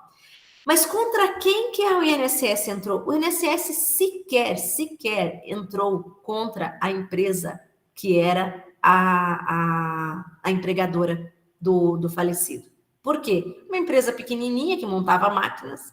Ele foi atrás de quem? Da indústria de ração, da minha empresa. né? Que lucro presumido, trabalhava lá com lucratividade mensal de mais de 12 milhões, passava aí no final do mês no final do ano de 70 milhões de faturamento. Atrás de quem o INSS foi? Só atrás do meu cliente. E ele é obrigado a ir atrás do outro? Não, porque a regra previdenciária, eu falei para vocês, ela é solidária. O INSS escolhe contra quem ele vai. Se eu tiver 4 ou 5 empresas trabalhando juntas, ele vai escolher a que tem maior rendimento. Ela que se dane depois entrando com a regressiva. Ele entra com a regressiva contra quem tem dinheiro e as empresas que entrem com regressivas umas contra as outras depois. E não é nem litisconsórcio ativo necessário, tá? Obrigatório, não é. Então não adianta dizer, mas eu só vou me defender se a outra empresa for chamada. Nem percam tempo, não é obrigatório, porque a responsabilidade tributária, ela é solidária. Se fosse na trabalhista, sim, subsidiária. Para me defender aqui, você tem que chamar um empregador direto. Na previdenciária, não. Onde eu quero chegar? Vamos para os elementos de prova. Na trabalhista, o empregado entrou contra a primeira e depois também chamou a minha cliente. E lá a minha cliente não tinha elemento de prova, não era empregado dela, foi deixando correr o processo, foi condenada em 400 mil reais. Lembra que eu comecei a contar no início da história? Foi condenado lá em 400 mil. Deixou correr, não fez prova, realmente ele morreu no ambiente de trabalho, a gente não quer se incomodar, melhor fazer, não foi nem condenado, fez acordo. Quando chegou aqui, com uma regressiva de 3 milhões, meu Deus, o que vamos fazer? Nós vamos desconfigurar o que aconteceu na trabalhista.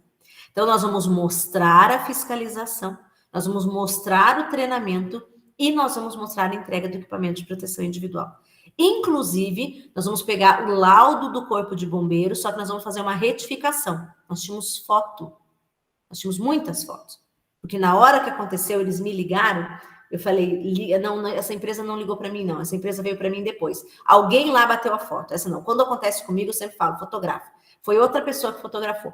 E eu falei, me dá as fotos. Nas fotos, a gente via o quê? O talabarte, o mosquetão preso ao cinto. Estava tudo corretamente. O que o empregado não fez, que é dever dele exclusivamente, é prender um mosquetão na linha da vida. Porque quando ele sobe e desce a escada e volta para o ambiente do trabalho em altura, é ele quem prende o mosquetão na linha da vida. É claro que cabe aos técnicos de segurança supervisionarem, mas esse é um ato do trabalhador. Não tem como eu ir lá e um terceiro e prender pela pessoa. Não, ela subiu, prende. Ela desceu, solta. Ela subiu, prende. E aí nós evidenciamos as fotografias que quando o Corpo de Bombeiros citou os equipamentos de proteção individual, deixou de citar o talabarte e o mosquetão. Aí pedimos o embargos de declaração no documento administrativo do Corpo de Bombeiros para juntar esse elemento na ação regressiva e para demonstrar que houve a fiscalização. Então, o que ficou comprovado? Que a indústria fez tudo o que tinha que fazer. E a outra, a empresa que era empregadora, ela fez alguma prova? Quando ela recebeu o e-mail da minha indústria dizendo assim, olha, seu empregado está descumprindo as regras, vou ver o que fazer. Não fez nada. Ele comprovou que ele chamou o empregado, notificou o empregado, advertiu o empregado? Nada. Então, dentro da ação regressiva, a nossa empresa, a indústria, ela foi totalmente isentada. A defesa foi considerada totalmente procedente para demonstrar que os riscos extraordinários, eles decorreram de um ato individual do empregado, de um ato de extrema confiança, que a gente chama em segurança do trabalho. Quando a pessoa trabalha muitos anos com uma coisa e ela se sente segura de si. Nós levamos as testemunhas que quando ele foi orientado pelo técnico de segurança, ele tinha dito, olha, eu faço isso a vida toda, eu estou cansado de fazer isso, eu sei, não precisa me dizer. Então, o excesso de confiança do empregado. Esse excesso de confiança fez com que ele se sentisse seguro demais de si e esse excesso de segurança colocou ele em risco, né? Porque ele não estava nem querendo ouvir o técnico de segurança, ele se sentia capaz, ele se sentia dono ali de todos aqueles elementos, dominando, não é dono, a palavra é ele sentia que ele dominava. E uma coisa que é muito comum quando a gente ouve esse tipo de empregada é dizer assim, nunca aconteceu. Pois é, o problema é que quando acontece é fatal, né? Esse é o problema. Por isso que eu trabalho muito esse sentimento nos engenheiros também, quando eu dou treinamento em obra, para dizer, olha, esse sentimento do empregado de que eu estou acostumada, nunca deu errado, é que o dia que der errado também, normalmente é fatal, né? Infelizmente. Na hora que der errado, na maioria das vezes, não tem mais o que fazer. É isso que a gente precisa incutir na cabeça do empregado. Isso a gente faz quando? Principalmente nos treinamentos de integração, nos treinamentos em que a gente inicia um determinado serviço. Quando é um empregado que chega numa indústria, numa obra, quando ele vai ser integrado ao trabalho, ele vai ser treinado, ele vai receber uma preparação para aquele ambiente perigoso, né? Ele vai ter que receber essas informações.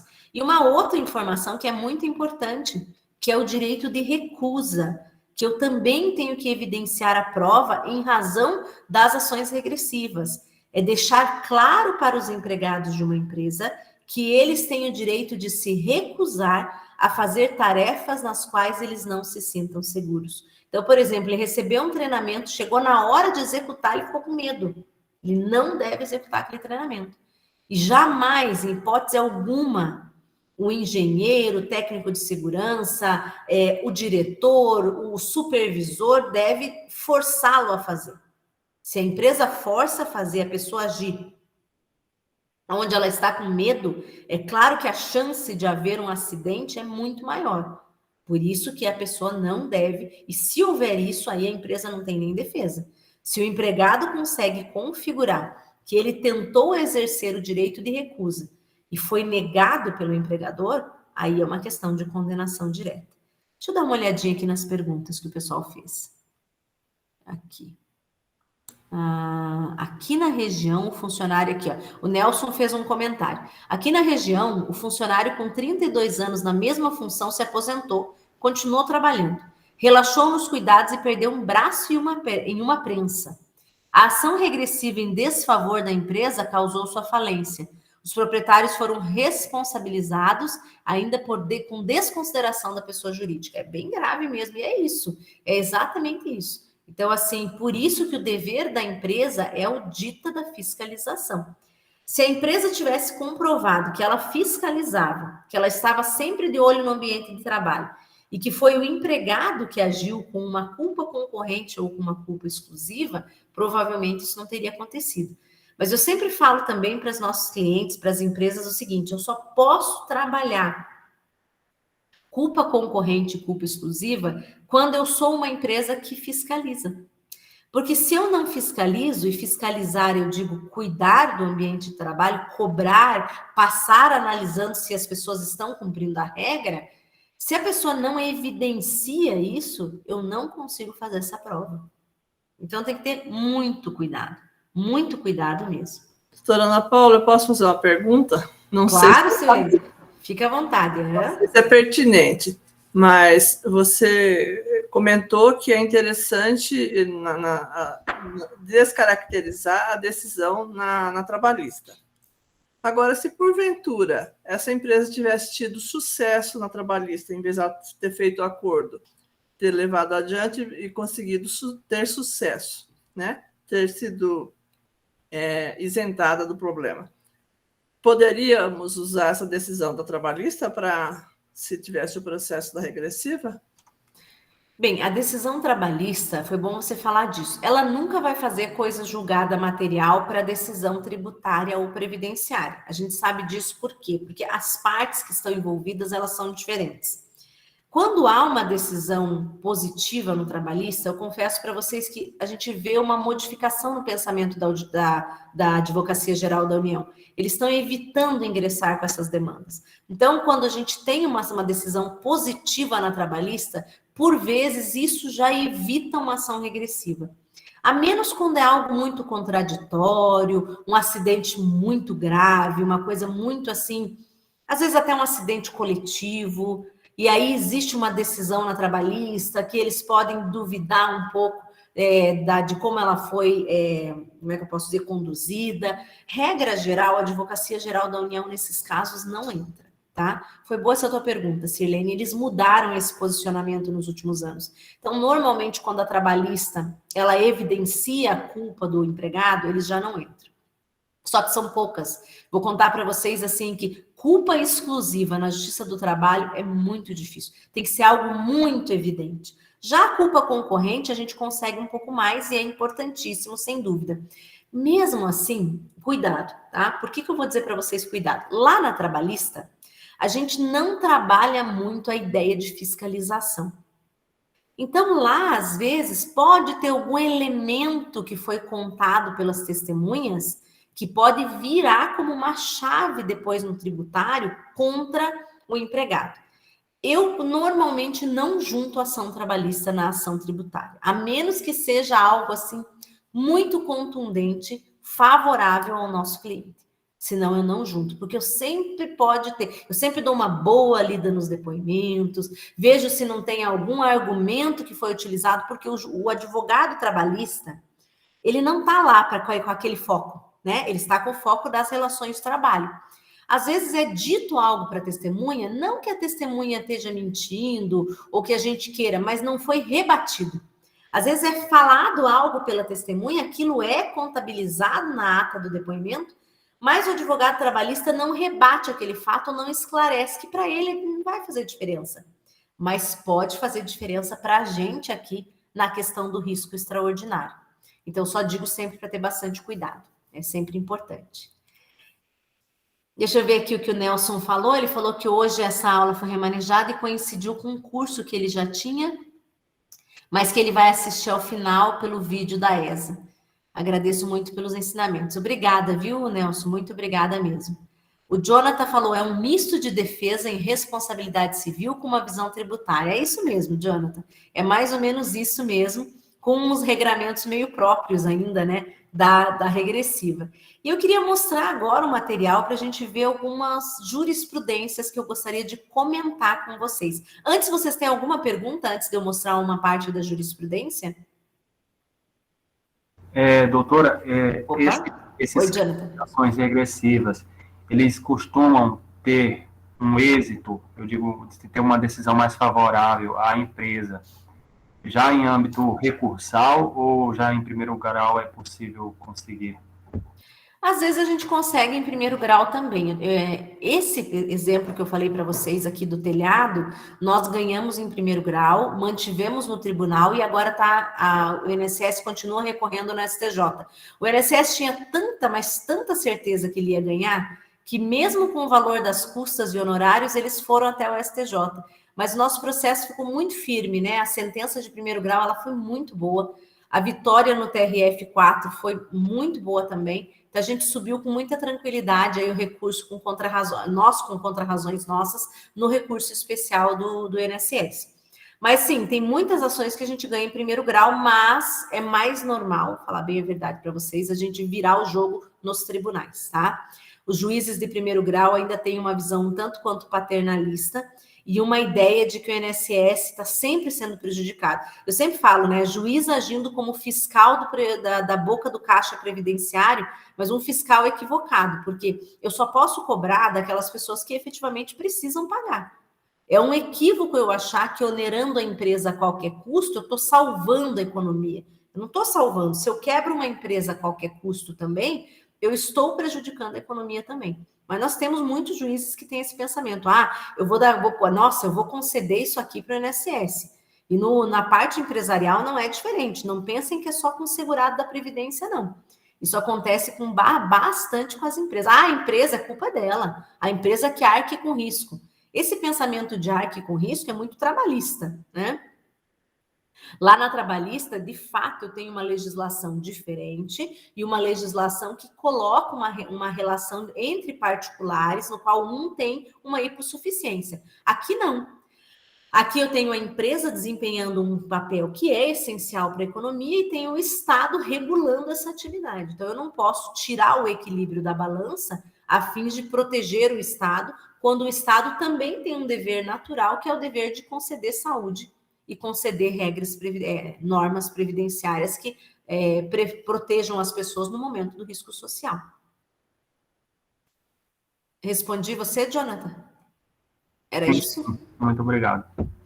Bem, então agora eu quero mostrar para vocês aqui um pouquinho da jurisprudência, tá? Deixa eu ver, a tela inteira da outra vez deu mais certo, né? Compartilhar a tela. Vamos lá.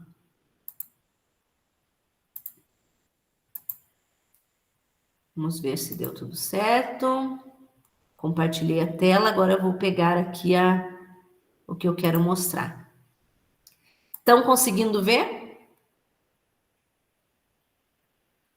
Sim. Então, vamos lá. Então, aqui, ó, essa jurisprudência, eu coloquei para vocês verem algumas coisas que são discutidas, para que vocês tenham ideia do que vocês vão enfrentar.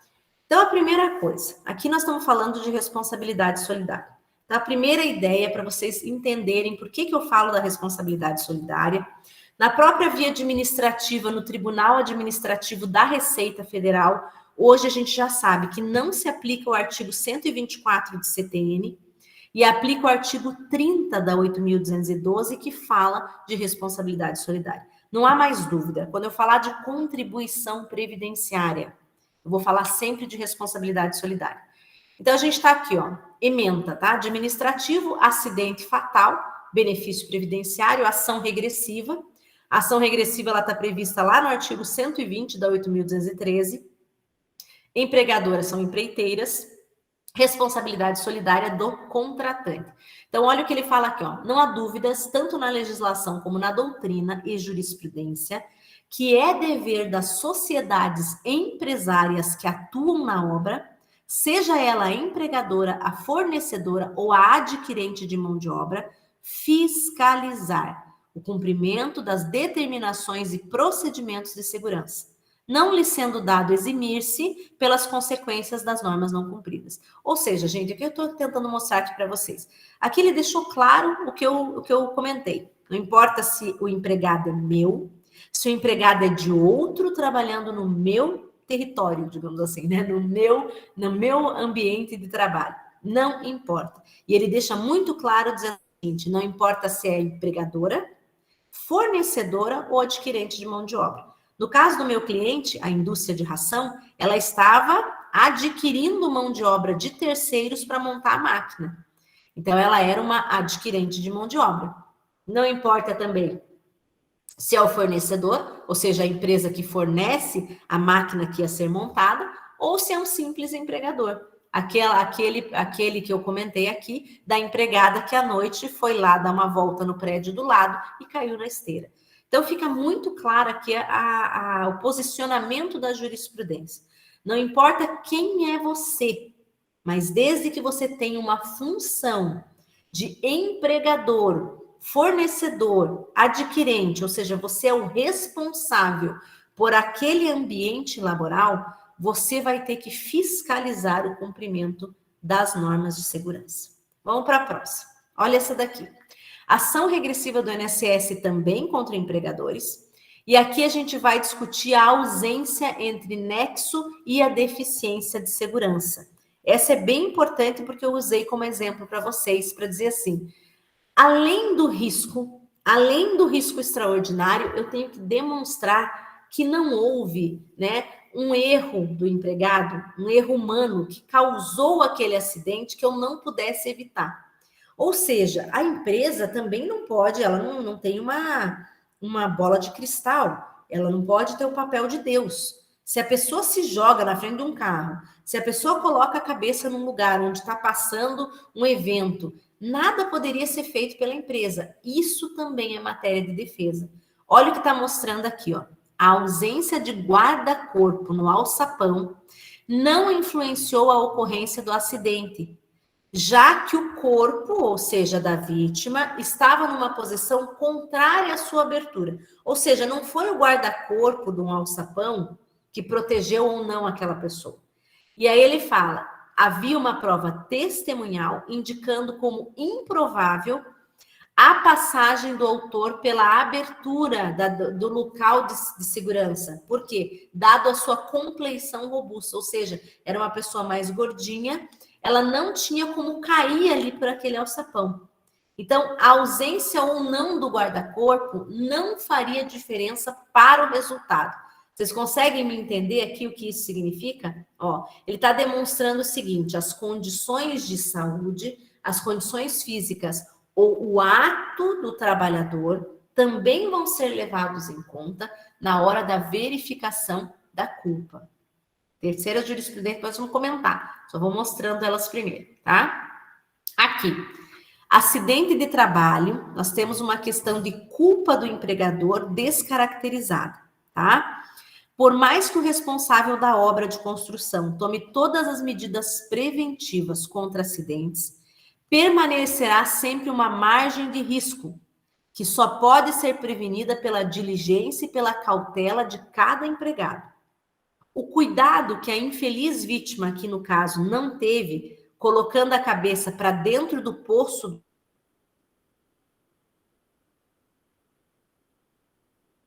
atravessar a rua. Então, aqui, eles estão dando um exemplo. Olha, é igualzinho a história de atravessar a rua e se enfiar na frente de um carro. Se a pessoa coloca a cabeça dentro do fosso do elevador, quando o elevador está passando, nenhum equipamento de proteção individual seria suficiente para proteção. E aqui continua essa jurisprudência no item 5. O principal fator, a causa imediata do acidente, foi a falta de cuidado do operário. Poder-se-ia entender que a vítima apenas contribuiu para o acidente, já que ela estava sem o equipamento de proteção individual, caso em que haveria uma responsabilidade parcial do empregador. Então, a jurisprudência aqui, ele está fazendo um caso condicionado. Ela está dizendo, olha, o principal fator da morte foi a falta de cuidado do operário. Eu ainda podia entender que a vítima só contribuiu para o acidente e responsabilizar parcialmente o empregador. Ele fala, mas não é razoável que um operário coloque a cabeça para dentro do poço do elevador sem se certificar da sua aproximação. Se fossem as empresas construtoras responsabilizadas em todas as situações semelhantes, tornar-se-ia economicamente desinteressante a atividade ou seus custos, pois, caso repassados para o produto, elevariam desmedidamente o preço para o consumidor. Aqui, a jurisprudência ela já fez uma constatação. Ela falou, olha, seria absurdo se as construtoras fossem culpadas toda vez que o empregado tomar uma atitude desarrazoada, uma atitude que a gente poderia dizer que é uma atitude impensada, abrir o negócio e colocar a cabeça dentro. O mesmo acontece, gente, com pessoas que abrem a caldeira, é tão comum. Existe todo um fluxo para abertura de caldeira. E quantos empregados que desatentos vão lá, abre a caldeira e coloca lá não sei quantos 1000 graus de temperatura, coloca a cabeça para dentro para olhar para a caldeira. Então, são coisas que aqui, de uma forma responsável, os tribunais compreendem que determinados riscos são, claro, do empregador. O empregador não deu EPI, o empregador não treinou a pessoa. É claro que o empregador é culpado. O empregador vai ter que se responsabilizar. Mas tem casos que eu não posso exigir do empregador que ele responda por algo que ele não deu causa, tá? Agora vamos falar de culpa exclusiva da vítima. Aqui a gente tem uma jurisprudência falando de culpa exclusiva. A ausência de responsabilidade do empregador, aqui cita o artigo 927 do Código Civil, dizendo, olha, tendo ocorrido a execução do trabalho de forma incorreta pelo trabalhador, que agiu com imprudência na realização da tarefa, ele terá culpa exclusiva do acidente, excluindo-se a responsabilidade do empregador, ainda que se tratasse de uma atividade de risco. Então, aqui que a gente tem que ter cuidado. Por quê? O que a jurisprudência vai levar em conta? Ora, se a atividade é de risco, a empresa já tem culpa, porque ela colocou o trabalhador naquela condição. Isso é pensamento trabalhista. Na indenizatória, de acordo com o 927 do Código Civil, ainda que eu tenha risco, o que eu preciso tratar? Eu preciso saber se houve culpa na execução da atividade. Ou seja, se a culpa do empregador ela é concorrente, ela foi adicional para que aquele resultado acontecesse, ou se ela foi exclusiva. Antes de pensar em outras questões, a gente sempre vai analisar a possibilidade de culpa exclusiva e culpa concorrente, tá? Ainda, Olha essa daqui. Responsabilidade solidária. Segurado contratado de uma empresa utilizando instrumentos de trabalho da outra. Aqui é só para vocês verem contra a empresa o quanto depois não adianta. Desculpa. Ela pedir tentar usar isso como argumento. Olha o que diz o item 2. Não se exime de culpa por acidente de trabalho seguido de morte ocorrido no local da obra, considerando que os objetos, andaimes, balances que deram causa ao acidente seguido da morte são de propriedade da primeira empresa, devendo esta zelar pelos seus instrumentos de trabalho, observando atentamente pela manutenção dos mesmos, bem como a utilização dos equipamentos de segurança, principalmente sob o risco de grave acidente sujeito à morte. Então, aqui, o que eu quero mostrar para vocês? Deixa eu voltar a nossa página aqui, para a apresentação. O que eu quero mostrar para vocês dessa jurisprudência que a gente viu? Vamos dizer que eu coloco, vamos dar o exemplo aqui da minha construtora não, ainda da minha indústria de ração. Eu trouxe aqueles empregados para montar a máquina, certo? Mas vamos dizer que o telhado, vamos dar um exemplo aqui. Aquele telhado que ele subiu tinha uma estrutura metálica para andar em volta, tinha um projeto de linha de vida para andar em volta. Ele morreu porque o que quebrou? A parte de vidro, onde não era para andar. Ela estava lá amarela, ela tinha os X de que não era para pisar, estava tudo certo. Mas vamos pensar que não estivesse. Vamos pensar que a parte metálica onde ele deveria andar, essa parte estivesse comprometida. Aí vem a pergunta que eu faço para vocês. Quem aqui era culpado? As duas empresas. A contratante, a empregadora, porque colocou o empregado para trabalhar ali sem analisar as condições. E a contratante também, que seria a minha empresa, porque colocou o empregado para trabalhar em local de máximo risco. Um risco maior do que deveria haver. Por quê? Porque a estrutura deveria estar funcionando e ela não estava. Foi isso que essa última jurisprudência ela quis dizer. Ela falou, olha, neste caso, as duas vão responder solidariamente. Por quê? Porque tanto a empregadora tem que avaliar o ambiente onde colocou seu empregado, como a contratante tem que conceder um local de trabalho que tenha rigidez, ou seja, que possibilite o exercício da atividade sem correr risco.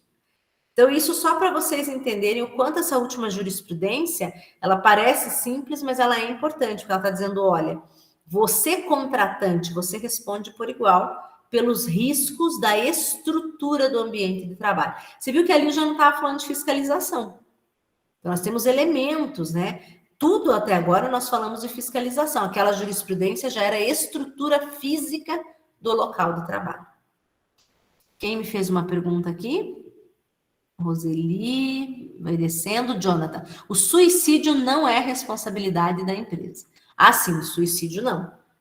Embora eu possa, em alguns momentos, até ver alguma jurisprudência que vai equiparar o acidente de trabalho, isso vai acontecer lá no trabalhista, né? Vamos dizer, por exemplo, eu comprovo lá que tinha uma síndrome de burnout, que a pessoa estava seguindo lá com pressão interna, meta, alguma coisa assim, eu posso levar a ter um suicídio que seja de ordem trabalhista, tá? De ordem de responsabilização do empregador. Mas, via de regra, que ele não seja, para nós aqui no tributário, muito menos. Porque aí ele não está dentro do risco natural do ambiente de trabalho.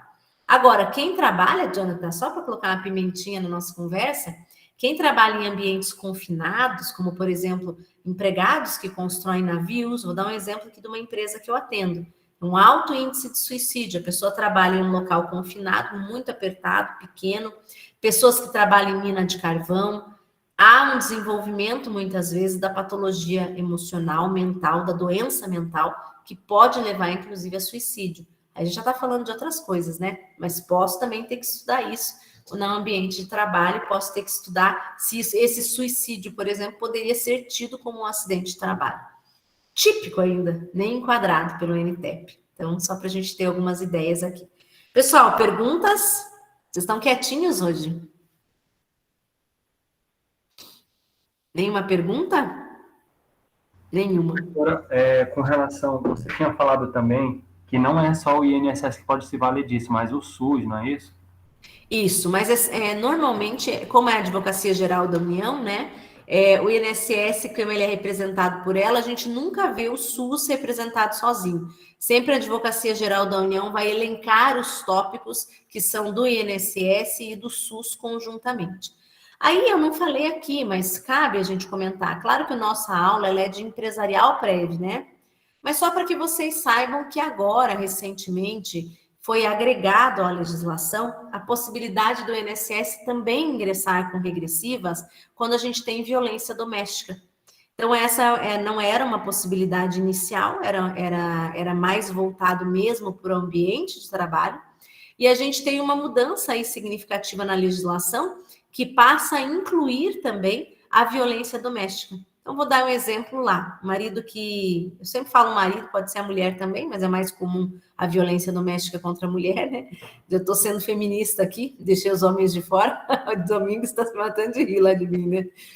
É mais difícil dizer que a mulher deu uns supapos no homem, né? Vamos falar que a mulher apanha do marido reiteradamente e ela falta ao trabalho reiteradamente. Aí ela começa a faltar, começa a ficar doente, ou então ela começa a ter muitas lesões e fica 3 meses afastada, 4 meses afastada, 5 meses afastada. E isso vai gerando aí um conjunto de afastamentos subsequentes em razão da violência doméstica que ela sofre. Se isso for comprovado, né, o INSS tiver também as denúncias, tudo certinho, pode ingressar sim com a ação regressiva, pasmem vocês. Eu acho super interessante. Quem causa o dano para a sociedade tem que ser responsabilizado, né? E aí pode acontecer, sim, a responsabilidade do ofensor. Então, a responsabilização financeira por todos os dispêndios financeiros causados ao INSS advindos da violência doméstica. Claro que vocês sabem, é mais raro esse tipo de ação. Por que eu falo que é mais raro? Muito mais difícil de provar. Imagina, né? Já é difícil provar a agressão. Aí, às vezes, você tem todos os elementos de prova, materialidade, tudo, mas é difícil de fazer a prova. Imagina ainda você fazer a prova disso perante o INSS. Mas é uma ação de interesse da administração pública, então as procuradorias, elas estão voltadas para isso também. É uma política pública, não é só de recuperação de dinheiro, ela é uma política pública educativa, né? Ela tem uma tendência de colocar medo no ofensor, que normalmente quando você causa um dispêndio financeiro, você causa também um certo temor daquele que vai ter que gastar. Então, eu não critico essa medida, porque, assim, embora eu veja pouca efetividade na recuperação desses valores, porque normalmente essas pessoas já têm, com exceção de alguns, a maioria das vezes é difícil você cobrar uma pessoa física, né? É diferente de uma empresa. A empresa você tributa, a empresa você multa, a empresa você entra com auto de infração, você tem mais facilidade de ter patrimônio para conseguir cobrar. Essas pessoas que vivem essas questões de violência, não estou dizendo aqui que elas são pobres, não é isso, mas eu estou dizendo assim, normalmente são pessoas que já têm uma tendência de esconder patrimônio, né? A pessoa já vai fazer uma separação, já esconde o patrimônio, então normalmente mais difícil aí para o INSS levar a cabo essas cobranças. Mas essas cobranças sendo realizadas, sem dúvida alguma, elas têm aí um conteúdo também de uma política pública preventiva, de causar uma educação no ofensor, um medo de que ele seja penalizado financeiramente também. Audrey me perguntou aqui, ó, professora, as empresas costumam atuar no modo preventivo, contratar para intenções? Sim, sim. Não, bastante, Audrey. Eu trabalho muito com isso, sabe? Então, assim, eu faço 2 trabalhos que eu adoro. Eu falo que eu adoraria se eu pudesse trabalhar só com isso, que é fiscalização e treinamento, né? Pena que muitas empresas só chamam a gente depois de autuadas. Mas ainda já temos uma grande parcela que nos contrata preventivamente, né? A gente faz 2 trabalhos que eu gosto muito. Um deles é a fiscalização, então a gente vai para a empresa fazer uma espécie de auditoria, como se fosse um auditor, para a empresa saber no que ela está pecando, o que ela faz errado, o que ela precisa melhorar. Então, esse é um instrumento bacana, né? Que às vezes a empresa pensa que ela está toda certinha. Eu fui chamada por uma empresa uma vez, uma empresa muito correta, e mesmo assim a gente encontrou muitos problemas. E eu lembro até hoje, a data de entrega do trabalho foi muito bacana, porque o diretor ele ficou muito surpreso. Eles tinham tudo lá, todos os S's, ISO aquilo, e a gente encontrou muito furo nas equipes de segurança, porque realmente as normas regulamentadoras, elas são muito burocráticas, é difícil cumprir tudo. Não que a empresa seja ruim, nesse caso a empresa tinha muita coisa organizada. E mesmo assim a gente encontrou muito problema. Fizemos aí um super relatório com fotos, um relatório com... E foi muito bacana, foi um dos trabalhos que eu mais gostei de fazer, que a gente visitou todas as obras aí do litoral do Paraná, que estava sendo realizado saneamento por uma determinada empresa, e a gente teve aí o prazer de visitar todas elas, e mesmo assim a gente encontrou furo, uma empresa que é multinacional, muito cuidadosa, e mesmo assim a gente encontrou problema. E tem outras, Aldri, que dá vontade de sair correndo. Primeiro dia que você vai, você já chega na empresa e fala, meu Deus, olha esse andaime. Aí você dá 2 passos, cadê o equipamento de proteção individual? Você dá 3 passos, meu Deus, mas a parte elétrica não está coberta, não tem proteção, não está aterrado fio terra. Aí você já começa a ter quase um desespero. Me acontece de tudo, sabe? Mas tem algumas empresas que fazem sim o serviço preventivo. Eu diria para você que 15% é um valor ainda muito pequeno. A maior parte espera ser autuada para chamar. Já treinamento, não. Treinamento, eu sou muito chamada para treinamento. Treinamento, eu dou treinamento de responsabilidade criminal, responsabilidade civil e responsabilidade previdenciária para os engenheiros da obra, encarregados e mestres. Por quê? A gente não treina os empregados porque é uma situação que não vai ser muito interessante para eles, né? Mas a gente pega e treina os gestores, né? Os cabeças da obra. Então, engenharia, mestres de encarregados e mestres de obras. Esses a gente faz o treinamento. São normalmente treinamentos de 2 dias, em que a gente faz toda a parte de isso que eu falei para vocês, evidência. Nós temos que evidenciar a fiscalização, o treinamento, e que são os 3 pilares da saúde e segurança do trabalho. Treinamento, entrega de EPI e fiscalização. Então, a gente faz muito esse treinamento, muito. Depois que a gente fala sobre isso, eu trago para eles as questões da responsabilidade, mostrando quanto custa para a empresa quando ela não realiza, qual é a responsabilidade criminal do dono da empresa, do engenheiro responsável da obra, qual é a responsabilidade civil. Então, é muito bacana também. Treinamento eu dou muito. Então, muitas empresas chamam lá, dá um treinamento de 2 dias, 3 dias, aí faz lá um encontro dos engenheiros, um encontro dos mestres de obras encarregados, e a gente faz o treinamento. Mas, infelizmente, a auditoria e a fiscalização externa, poucos ainda realizam, tá? Para se aprofundar, Alane, olha, eu vou te falar uma coisa, é complexo. Hoje a gente tem poucas obras específicas.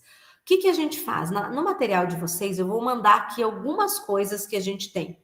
Mas a maioria mesmo é a letra da lei. É a leitura das NRs, tá? É conhecer as 37 NRs, conhecer as normas que nós temos trabalhistas da CLT, que são voltadas para o ambiente de trabalho, e principalmente, conhecer algumas obras que falam de acidente de trabalho. Tem uma obra que eu gosto muito, que é a professora Cláudia Salles, Vilela Viana, é uma obra de acidente de trabalho.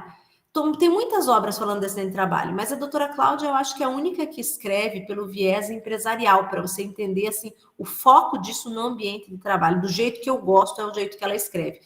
Eu não sei se a obra dela está atualizada, mas a obra dela é muito boa. Ela tem um livro que fala sobre acidente de trabalho, e lá ela vai tratar a gestão de afastados, ela vai falar um pouco de FAP também. Uma outra obra importante, eu estou para lançar faz um tempão, mas eu confesso para vocês que eu nunca consigo parar para terminar. Então, eu vou indicar uma outra obra de gestão de afastados, que também é muito boa, que é do marido da professora Cláudia, que é a professora Anderson Vilela Viana. Anderson Ângelo da Costa Viana. Vilela é dela, Viana, é. Essa obra dele de gestão de afastados é muito boa também. E essas 2 obras, elas já trazem aí um panorama desse dia a dia, dessa questão de fiscalização, dessas questões todas que eu estou mencionando para vocês, tá? Então, são 2 obras muito boas. Aqui, o Jonathan perguntou, professora, quanto tu sugeres a cobrança para fazer a defesa, né? Olha, Jonathan, vai depender muito do que a gente está defendendo, né? Eu vou dar um exemplo aqui, por exemplo, essa questão de obra de terceirizado. Eu vou cobrar pelo menos uns 25 mil para fazer a defesa, e aí uns 30 mil muitas vezes, mas o que você vai ter que cobrar principalmente? Você vai ter que cobrar um proveito da demanda, e o proveito você tem que deixar muito bem escrito no teu contrato. O que é o proveito da demanda para uma empresa que estava sendo condenada em 3 milhões? Né? O proveito da demanda é aquilo, desculpa, está tocando a campainha aqui. O proveito da demanda é aquilo que ele deixou de gastar. E o contrato tem que ser muito claro, muito cuidado, viu, gente? Por que o contrato tem que ser muito claro? Porque eu tenho que deixar claro que eu vou pegar o valor da petição inicial, o da possível condenação. Dela eu vou tirar, vou subtrair o valor que a empresa efetivamente gastou, e o proveito da demanda é aquilo que ela economizou com o teu trabalho. Como é uma prova negativa, eu costumo dizer que é difícil fazer prova negativa, porque prova negativa é aquilo que eu não gastei, você vai amarrar sempre essa tua defesa com esses elementos, dizendo, olha, quanto você efetivamente deixou de gastar. É aquilo que a empresa economizou. Meu Deus, o rapaz não desiste de mim. Espera só um pouquinho, gente. Deixa eu dar um grito ali para atenderem.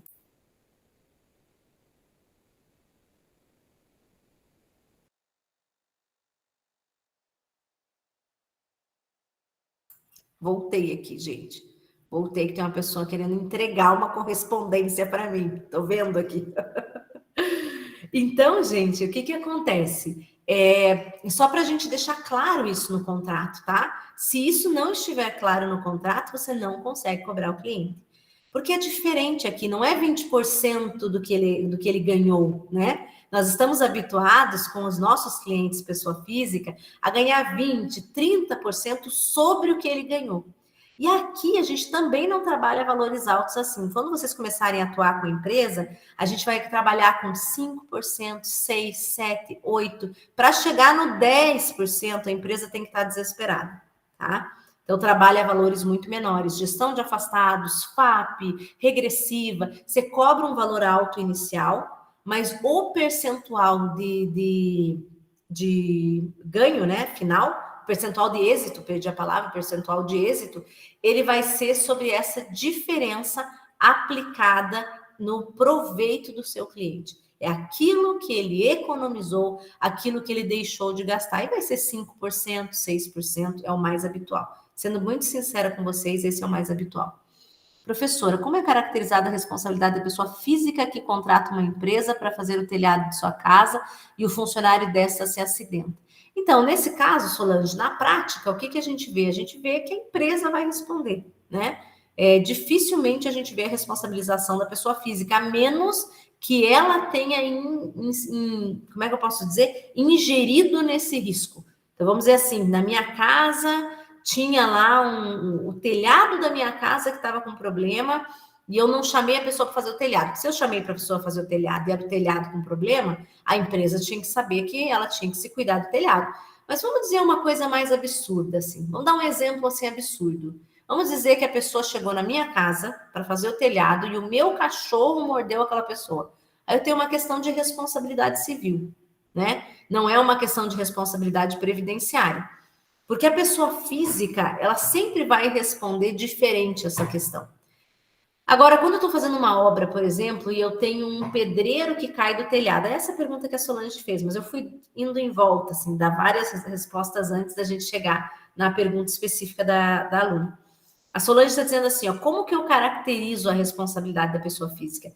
Mesmo quando eu contrato terceiros para trabalhar na minha casa, vocês vão lembrar que eu tenho que abrir uma matrícula SEI. Não chama mais de SEI. Vocês vão lembrar que chamava de SEI. Hoje ela chama CNO, Cadastro Nacional de Obra. Quando eu contrato alguém para fazer uma construção, uma reforma, ou uma construção originária na minha propriedade, eu abro uma pessoa jurídica. A maioria dos problemas aqui, Solange, é que as pessoas fazem isso de qualquer jeito e não abrem essa pessoa jurídica.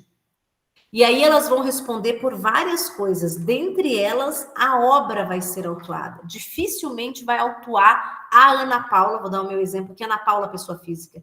Normalmente eu vou autuar a obra da Ana Paula.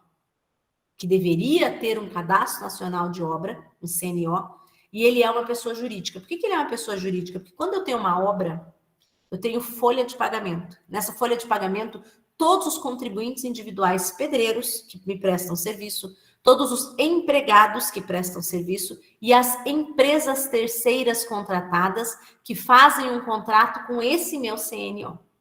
Então é muito mais complexo, daria para ter uma aula aí de 8 horas só para falar de Cadastro Nacional de Obra, todas as contribuições previdenciárias que envolvem obra, todas as questões que são de responsabilidade da obra, tá? Porque a obra na nossa casa, a obra pessoa física, porque até agora a gente estava falando de construtora, né? Então eu estava falando de uma empresa cuja atividade fim é construir. Então eu tenho uma responsabilidade. Agora aqui, nessa tua pergunta, já estou falando, olha, uma pessoa que contrata alguém na sua casa. Já estou falando de uma outra responsabilidade, que é a responsabilidade do construtor, que é a responsabilidade da pessoa que coloca terceiros a seu serviço para realizar uma edificação na sua propriedade. E aí eu tenho outro regramento, outro tipo de regressiva também, tá bom? Gente, então é isso. Então finalizamos a nossa aula aqui. Eu vou mandar o material para vocês com as jurisprudências. Vou mandar um material que eu nem mostrei, tá? Mas eu vou mostrar para vocês, vou mandar um materialzinho, um esqueminha da ação regressiva, das responsabilidades. Acabei nem mostrando porque eu prefiro ir falando. Eu acho que com o material, às vezes a gente tira um pouco o foco e eu prefiro falar sem usar material. Mas eu fiz um materialzinho para vocês para que vocês relembrem as coisas que eu falei, tá bom? Fico feliz que vocês tenham gostado. Eu convido vocês para me acompanhar lá no Instagram, tá? É professora.anapaulafernandes. Eu estou sempre falando de gestão de afastados lá, que é um tema que vocês tiveram com a professora Gisele, e eu trabalho muito gestão de afastados. Eu e o professor Neto, que é um professor também que de vez em quando dá aulas junto com o professor Teodoro aqui na ESA. Nós falamos muito sobre essa questão de ambiente laboral, então fica aí um convite para vocês estarem conosco em outras lives, em outras matérias que a gente venha tratar desse tema. Obrigada, pessoal, pelos elogios aqui também. Espero que vocês tenham gostado da aula, como foi muito boa para mim também. Sempre muito bom falar nesse tema com vocês, tá bom? Um abraço, bom feriado a todos. Obrigado. Foi um prazer.